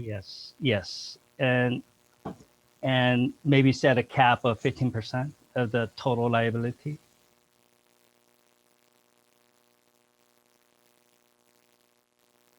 Okay, Jeff, give a you're number muted. for that. What's the 50% of total liability on that? Do you have a, Right now, 15% will be roughly $10 million. yeah, Okay, there you go. okay, There you there's go. your number, yeah. There you go. So I think I'll be more comfortable with that because my point here is we're used to paying the $500,000. Why not continue doing that? And we can achieve our goal much sooner. Because I don't want to pass this on UAL to my children, to my grandchildren. You know? Yeah, Tay, that makes some sense. Yes, I understand. So continue the council's prior authorization to use the $500,000, Right. but put it Sure. into the Section 115 trust. Because to me, the source is very secure. Anyway, it's fake. It's coming from the successor agency. I understand. Okay, so anyway, that is my recommendation. And then and speaking of the when I look at your options for the trust fund services, I wouldn't just CalPERS, okay? I'm just saying it off the bat, not CalPERS, not the Public Agency Retirement Services. I would seriously consider PFM, asset management. I think they have a very good track record. All right, thank you so much for your consideration. Thank you, Mayor. Thank you, Mr. San Ynez. So the $500,000 we've been talking about, Tay, wasn't that established as $500,000 or more? It's not a fixed amount, is it? Council set the fixed $500,000 out of the general fund. All right, and so we can't deviate for that if we found that we had some extra dollars that we couldn't establish. Could we increase that, or this table yes. has to be adhered to precisely? You can absolutely change it to a higher amount. And that would get us to the same place that Sonny said, try to get this thing in shape quicker rather than later. Yes, that's correct.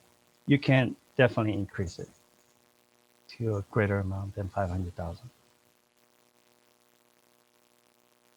Do you think that when we approach PERS about exiting the program, that other cities might follow suit and there could be some mass erosion, or that are we ahead of the game here, or what do you think?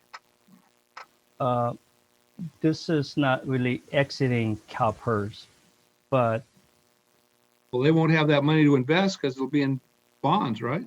Or they still have the use of that money? we'll be giving them the bond funds, bond proceeds in Okay. exchange for the unfunded liability. So we will, but how I look at that is we're kind of allowing ourselves to be in more control of our investment possibilities rather than the ride that we've been on with PERS previously. Does that sound correct? Section 115 trust funds, definitely. If we go with PFM, then we're no longer tied to CalPERS performance. Right. So we're more in control of our fate as to how this plays out. Yes, we can choose any service provider outside of CalPERS. Yes. Hey, do you Or- have any concerns about going to an outside service provider outside of CalPERS? No. Okay. Yeah, PARS, PFM, Keenan. Right. There are other viable service providers Okay. or investment advisors. Yeah. Mhm. All right. That sounds good. So I think if we have no more questions, does anybody want to make a motion as to whether or not we should go forward with this idea or not? And ask the city attorney, there are 3 portions to this recommendation. Do you want to be put aside all at once, or do you want 3 individual motions? Mr. Mayor, Yes. I just want to clarify. What do you think of my proposal to increase the contribution, to continue paying the $500,000 every year instead of paying the difference between the savings and the $500,000? I'll support that. If you want to put it into a motion, I'll second it, and we'll see how it goes. And Mr. With Mayor, that, members of the Mayor, council. I'll make a motion. Can I just do it one motion?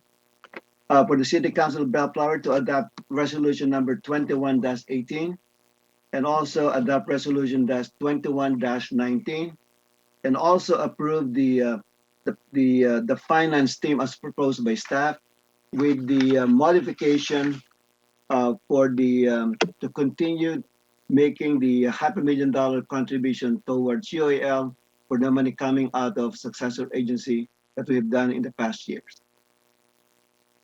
I'll second that motion. So we have a motion by Councilmember Sonny San Ynez, supported by Mayor Coops. Any more discussion on this subject? Madam City Clerk, please poll the council. Member Santinas, Aye. Mayor Pro Tem Dutton, Aye. Councilmember Hamada, Aye. Councilmember Sanchez, Aye. Mayor Coops. Aye. Moving on to the consent calendar. Do we have any refusals or conflicts on this evening's closed session on the consent calendar? Mayor, I'd like to pull item 12C. All right, duly noted. Mr. San Ynez, 12C will be pulled for discussion. Any other council members have any item they'd like to pull for consideration? All right, Mr. San Ynez, go forward with 12C. Yeah, thank you, Mr. Mayor. Question to staff. I talked with Mr. Hockman today and our city manager about this. And thank you for the staff report. My point here is, although the city is made whole with the fees being charged, my question is, can we charge the our contractors with a contract renewal fee? And Mr. Mayor, was that for Joel or for city attorney? Whoever can answer my question.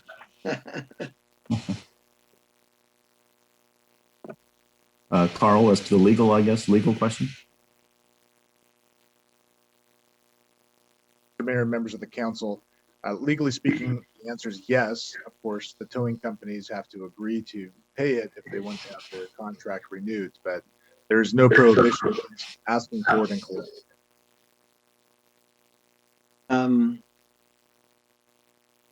How much is there any cap on the renewal fee that we may charge? What's a reasonable amount? Well, it goes back to the question of the city is recovering an administrative fee for each car towed, but there is the overall administrative fee for administering the contract. I believe, and Take and correct me if I'm wrong, it's usually in the neighborhood of 15 to 18% in terms of an administrative fee for contract administration that we would typically charge. So anywhere between 10 and 18%, that seems reasonable to ask for from the tow operators. Okay, so I'd like to propose, because my point here is the fee is going to be passed on to the violators anyway when there's towing being done. So that we can recoup additional costs that may be incurred in the future. So I would recommend a contract renewal fee of 15%. Hey, may I chime in, Sonny? Sure. Yeah, I'm okay with that, but I think if we're gonna go down that road, then the tow truck fees that they charge for the city of Bellflower have to be looked at.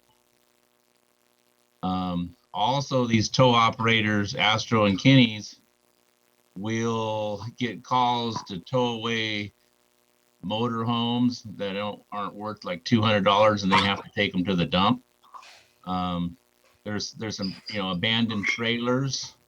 Those tow services come with some garbage that they tow off the streets for the city that has no return in investment at all. That has to be taken into consideration, but I think it's been quite some time since the cities had a fee increase for the towing part. I don't know if Joel wants to chime in there or not. Yes, I can, sir. The two costs involved would be a towing fee, which most of the cities around will charge just to recoup costs of the CSO, in our case, that does the tow, facilitates the tow. But as far as a franchise fee, that's not something I see, at least in our region. I did do some checking, and in fact, all of our neighbors that are contract cities don't even contract with a towing company. The cities do not contract with a towing company directly. They simply use the services of the tow companies that are contracting with the sheriff's department and through the local station. And so they collect their city towing fee, around $145 is average, which is ours. But they don't have any direct contract nor any franchise fees in addition to that. That's all handled through the sheriff's department, who in fact doesn't charge a franchise fee either. Mr. Mayor, members of the council, I believe that council member Inez's suggestion was not a franchise fee, but a contract renewal fee, which is something different than a franchise fee. Thank you for clarifying. And the reason that I'm bringing this up is when we just completed the rates for CR&R, we have a contract renewal fee of $20,000. And on top of that, we're collecting the franchise fee.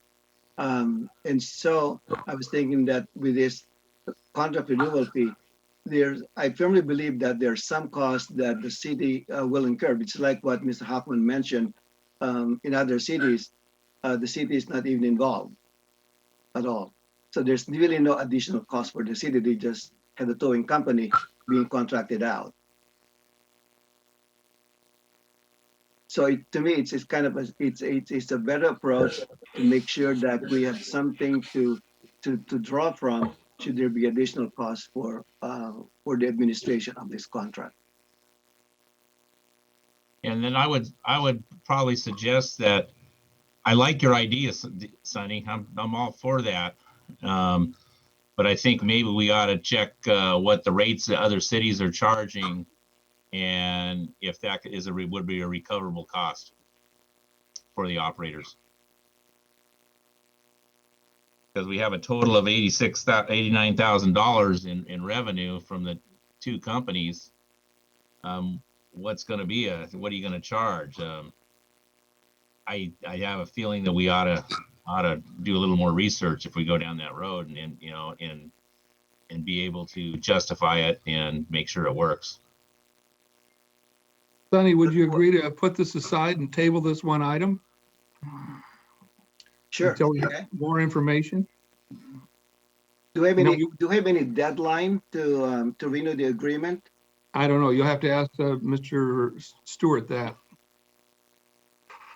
Actually, I can cover that, Mr. Mayor. We are coming due in April, but we've been working with both companies for well over 20 years. I think there's probably, at least in my view, there'd be some wiggle room for getting something firmed up. Hey, Joel. Oh, sorry, Mayor. Yes, Joel. Mr. Dutton. Hey, thank you. The $145 charged the customer, how long has that been in effect at that amount? We've had, by memory, I think it was 6 years ago, we had $140, and it's went up to $145 sometime since then, but it's been some years ago, so it hasn't changed much in quite a number of years. And at that time that it was established, I say going back about 6 years, we were right around average for the region. I haven't done one of those kinds of studies, within the last year or two, but I have a feeling we're still kind of around average. We've got some cities that are well above that, a couple that are less probably. And the tow companies have a limit in what they can tow, is that correct? Let's see, I'm not sure, whenever we call, we get service. So I'm not sure what you are looking for on a limit. No, I think for the contract or what we do here, there is the city fee, and then there is some kind of fee that the tow company can only charge up to. Is that correct? Correct. What is at least the tow companies that tow for the sheriff's department, there's usually an amount established, whether it comes from the county or the state, I don't actually recall, but they have a limit, and that amount tends to influence the amount that we would charge. Right. Yeah, it's put in the contract. It's the CHP fee that's set by the state. Set by the okay.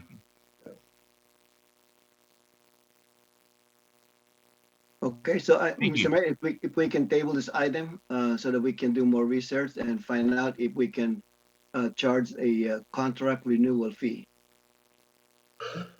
Is there, Mr. Senendez, is there a target on that, or do you want us just to work out a reasonable rate, recommend something, or how do you want us to do that? Just to recommend, I think what Mr. Berger suggested, 15%, I think that's reasonable. Yeah, That's I agree. That's a typical administrative cost. It is a contract rate. Yes. Mm-hmm. And how often is that applied? At the initial contract or every year? Right now on a contract renewal. All right, so it'd be a one-time charge for the period of the contract. Correct.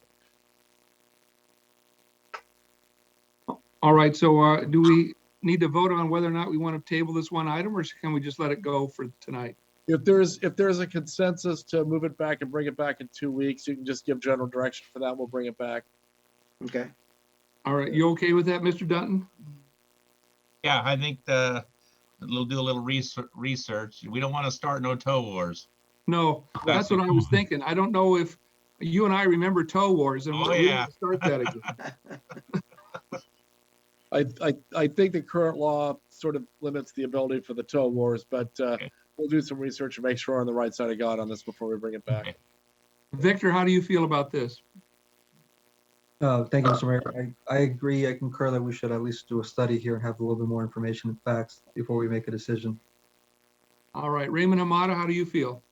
Yes, I concur. Yeah, there's definitely some more details that need some responses so that we can see the big picture on that. Thank you. Thank you for that. So that was the only item we were going to have discussion on. There were no recusals. There was no other separate discussion. So is there a motion to approve stipulated on the consent calendar? So moved.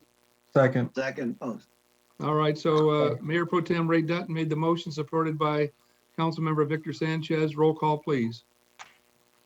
Member Santinas, aye. Tim Dutton, Aye. Councilmember Hamada, All right. Councilmember Sanchez, Aye. Mayor Coops. Aye. Council reports. Let's start off tonight with Councilmember Sonny Santinez. Thank you, Mayor. There's a couple of things. Yesterday, we welcomed a modern Filipino kitchen at Steelcraft. It's a good first weekend of their business. I found out that they were sold out on both Saturday and Sunday, so that's a good thing. And also, as a representative of City of Bellflower to the Southeast Los Angeles County Workforce Development Board, I'm pleased to report that we gave out 2 grants to 2 Bellflower businesses, frozen yogurts at 10256 Rosecrans Avenue, and also stand-up comedy on Belmont Street. Both of these businesses received $10,000 coming out of the federal Small Business Revitalization Fund. So that's all I have, Mr. Mayor. Thank you. Thank you for your report, Sonny. Did you want to give an evaluation of the food being presented at the new Filipino restaurant? It's A+. So Yeah. it makes you think of home. Yes. Can you imagine being sold out? I mean, I went there with my family at about 4:45, something like that yesterday. There was a sign that says closed. And then closed, I said, in the website it says 7. And then I saw the another say it says sold out. So I spoke with the owner. They really were sold out. So All right. it's a good sign. Hopefully he can make plans for the future to not have that happen again. Yes, hopefully. All right, Mayor Pro Tem Ray Dutton.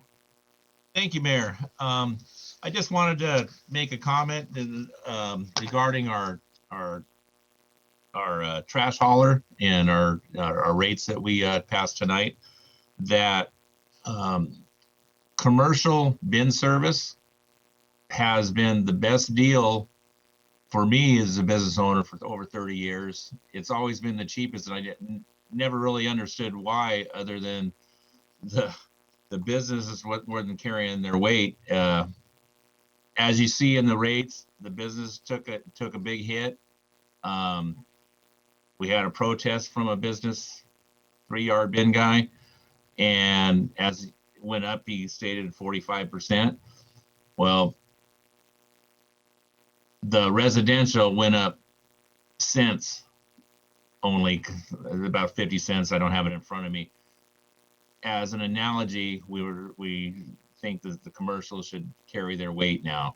The people that live in this town got the smallest increase of this whole deal. I just wanted to reiterate that. That was it, Mayor. Thank you, Ray. Councilmember Raymond Hamada, comments. Yes, thank you, Mr. Mayor. If anybody's tired of Zoom, I got a few Zoom announcements. Again, let's see, on the 11th March and the 18th, I attended the California Contract Cities Public Association Advocacy Days, and Councilman Sanchez was also on the call, so he can provide any further comments. But we on the 11th we heard from LA County DA George Gascon, so he gave us an overview of his first 100 days. So he tried to convince the crowd of his achievements. Then we also heard from Hilda Solis, Supervisor Solis, and again with her ties to the federal government too. She reported that the USDA will be extending the summer food program. So I think there's some opportunities there for some of the agencies here in town. On the 18th, we heard from Supervisors Barger and Hahn, and I think just to summarize, they focused on getting the vaccines out for the county residents, and I think we're up to like 3 million shots already. So there's some progress. Obviously, it's clearly not at a pace that's going to get the full population. Probably not maybe within the next couple months at least. So on the 16th, I attended the League of California Cities webinar. It was more of a nuts and bolts of the American Rescue Plan, and so I hope some of the staff may have gotten on it too. So again, I think it's just trying to figure out, how much money local agencies are going to receive, and then how we're going to be able to spend it. So on the 18th, Councilman Santinez and I participated in the property bid workshop. So we heard some of the soon-to-be property owners, and we heard about opportunities for the bid for the downtown. So that's still in progress. And lastly, this past Saturday, I attended a Livable California Cities teleconference. It was interesting. Dick Platkin, he's actually a LA City planner, but he has been pretty vocal throughout the county on housing issues. So he's taken a stance.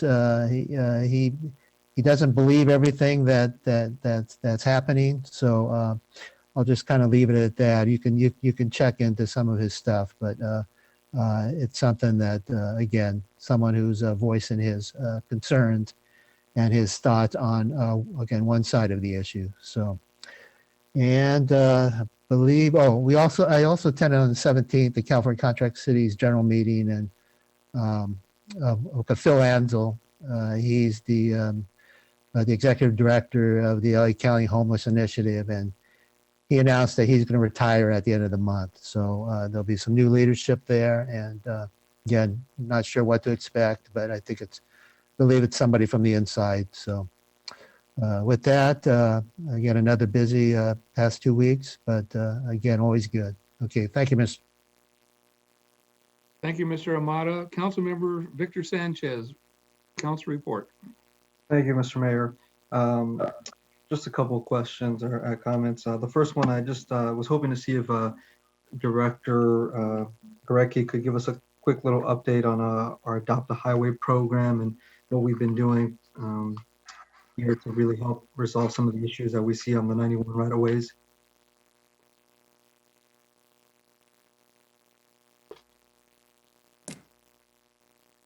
And I was hoping he could share that with everyone.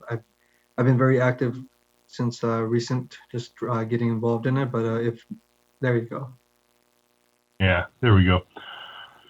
Yeah, so just to circle back, prior to COVID and just in response to some of the ongoing issues that we're having along the Caltrans property, the city entered into the Adopt a Highway program that Caltrans has. I mean,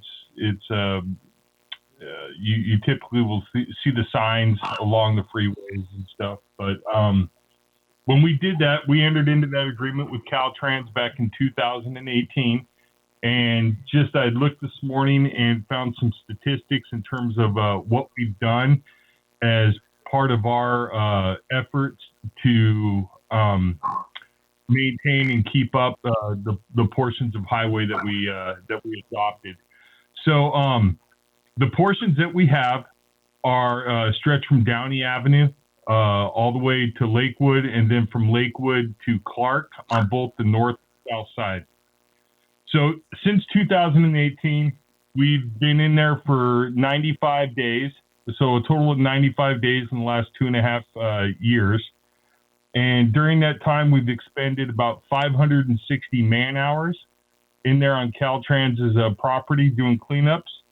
And we have pulled in excess of about 1,800 bags of trash during that time. So we're very active in trying to maintain that portion that we have right there. In addition to that, public safety and staff over at public safety are in there above and beyond. I don't know what their hour counts are, and I don't know if Joel knows that information either, but they're in there frequently. They were in there today handling a couple of trash related issues associated with some camps back in there. And if not a daily or it's an every other day activity for them, as well as when we get called in to do cleanups and graffiti removal and so forth. So our efforts have been pretty substantial as we've had it, and we will continue along that front and get into those portions of the Caltrans right away that we're allowed to get into, and continue our efforts and continuing utilizing our staff to take care of Caltrans's property, as funny as that sounds. Thank you, Director Gorecki, for that update. Just wanted to hear that. I know we do a lot of work in there, but just wanted to get that out. I know we're definitely, it's a battle with Caltrans in a way, but thank you for your staff at Public Works and Public Safety. My next question, actually more so of a comment, recently had complaints or concerns about some of the traffic concerns related to Alondra and Woodruff and across the street from the Bellflower High School in relation to the line at Taconazo and just how hectic it gets there. And I was just hoping to see if staff could give me some insight on that as to the permits or what's going on there exactly. For the record, I did drive by on, I believe it was Friday, and there was a semi truck parked in the middle of the street there on Alondra, in between the old the funeral home in Taconazo, and it was obvious and clear that the patrons were coming from Taconazo to that semi truck as well. So I'm not sure who can answer that question for me. I believe it was Councilmember Sanchez. I can take a crack at it, or Lynn, either one. Yeah, you go first, Joel. I'll handle the permit side of things. Okay. It's actually quite an anomaly, this business. I don't believe there's any department that hasn't had some dealings with them other than maybe Parks and Rec. I do know they've had a permit. They've had some for an encroachment. They've had permission through efforts of this traffic engineer and planning to create a means of trying to mitigate the very problem we're talking about. They're a bit of a victim of their own success. And so we're trying to work with them collectively as an organization, certainly to help them be successful. That being said, I understand a couple things, that they are tending to queue up past what they were supposed to be doing as it relates to their permit, which is a problem. I do know that with the COVID situation and not in indoor dining, that maybe there's more cars coming and going, or coming and queuing than would normally be the case. I don't know that for sure. That's just another thought. But I could also say, I suppose that as staff, we could pull together a few people and take another look. I can't really speak on behalf of the whole organization here, but I would certainly think we could give it another look. But maybe, Len, you've got something different to add? No, I mean, I'll I'll just kind of pile on, so when when they approached the city to get a temporary permit to allow for that, we've gone through various reiterations with them to get them into the best possible, I guess, flow of vehicle traffic for their business there.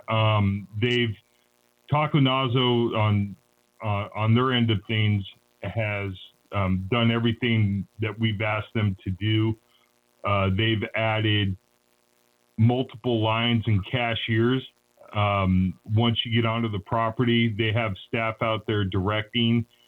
But Joel mentioned it best in that this is all really just the result of them being such a popular restaurant, and especially during this time of year, typically,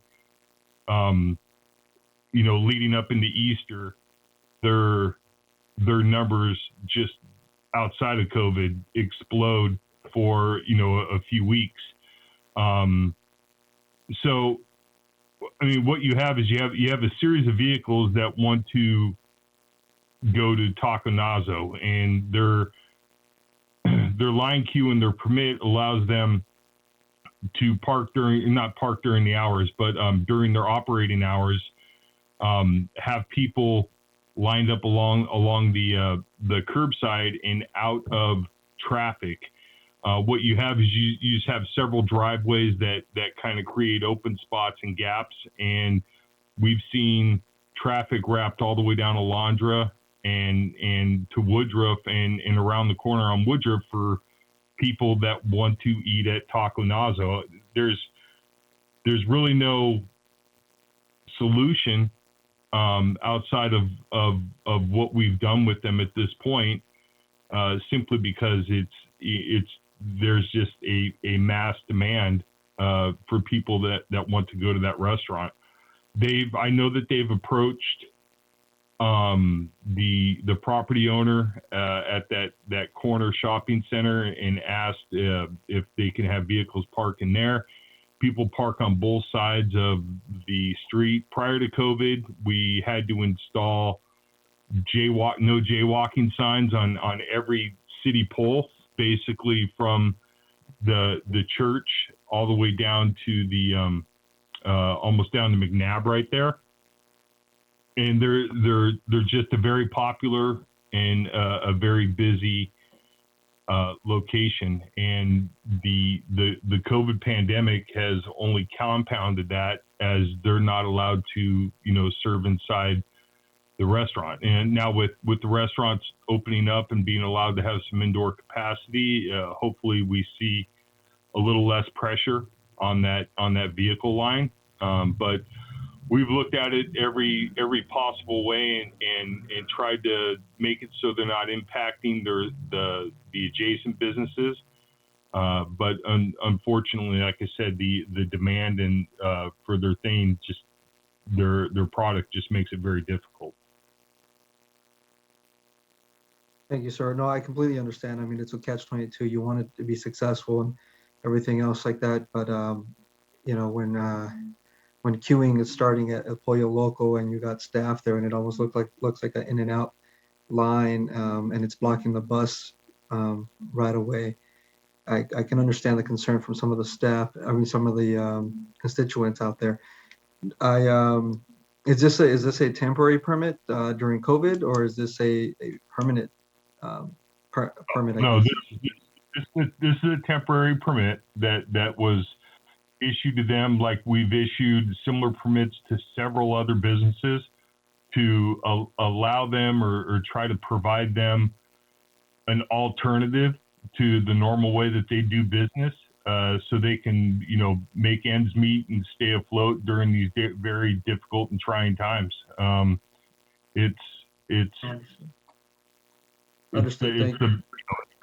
It's our best effort to try to help them so they don't have to shut down, or we don't want to shut down the business. No, understood. Maybe we ought to look at relocating them somewhere into the downtown boulevard. bring some of that patronage to our downtown. But thank you, Len, for that report at this point in time, and I'll definitely have some follow-up questions on that. And then lastly, I just want to close my comments for tonight with with kind of future consideration that we do a similar like what we did today in the consideration items, and that's bring to the creation a subcommittee for Constitution Park. I think that would help us move that project along, and I hope that we can do that in the future. So I'll conclude my comments at this point with that, Mr. Mayor. Thank you. Thank you, staff, for all the answers. Thank you, Mr. Sanchez. I appreciate all you said about the subject matter. Mayor Coops I've been listening intently to what's going on in front of my store. I've lived this issue with our neighbor Taco Nazo since they opened and became so successful.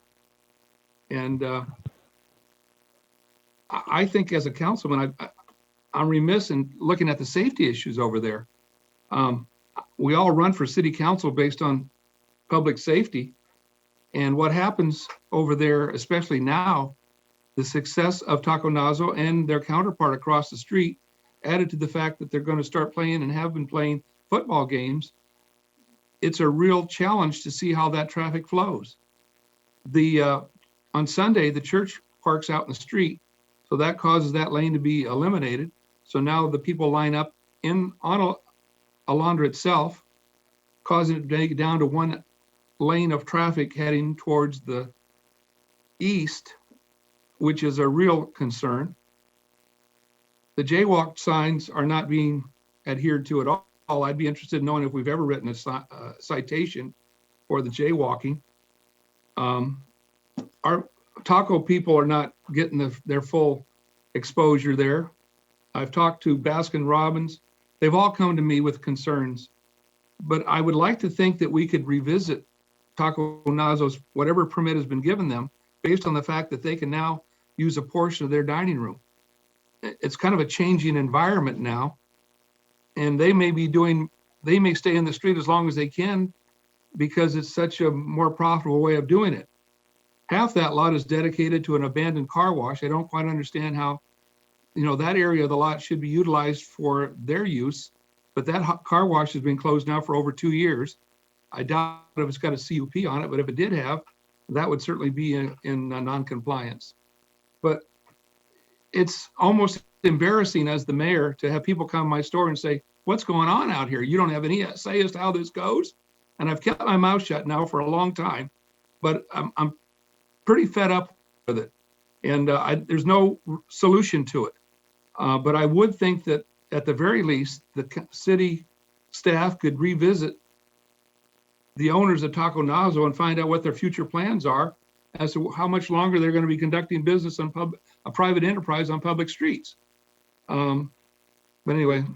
Mr. Mayor, members of the council, may I suggest that this be brought back as a future agenda item, perhaps under the title of Ongoing Business Recovery Program Progress. This is council comments at the moment, and I think we're edging on beyond simply comments and going into substantive items. All right, I'll leave that alone. But also tonight, I want to adjourn our meeting in memory of Jay Luster. Jay Luster was born July 9th, 1925 in Blackwell, Oklahoma, to Jesse and Stella Luster, and Jay passed away January 26th, 2021. Jay served in the Navy where he learned to be an electrician. After serving in the Navy, he hitchhiked to California with one of his Navy buddies and opened up his business here in Bellflower in 1949. Aside from his own business, he was the president of the Rotary Club here in Bellflower, advisor of the Interact Club at Bellflower High School, and he was the board secretary for Mid-Cities Bank. He was married to Millie Luster for 41 years, and she was the love of his life. Millie passed away on September 16, 2016, and he missed her every day. Jay is survived by Marilyn Miller, Marin Jean Day, Jack Luster, Marianne Luster, Suzanne Luster, Jack Luster Jr., and Jim Luster, Millie Luster, and Stephanie Luster Moratino preceded him in death. Our deepest sympathies and heartfelt condolences go out to the entire Luster family.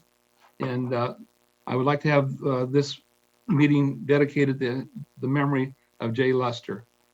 So at this time, we'll adjourn our meeting, and our next meeting, 5:30 p.m. Monday, April 12, 2021. We stand adjourned. Thank you very much.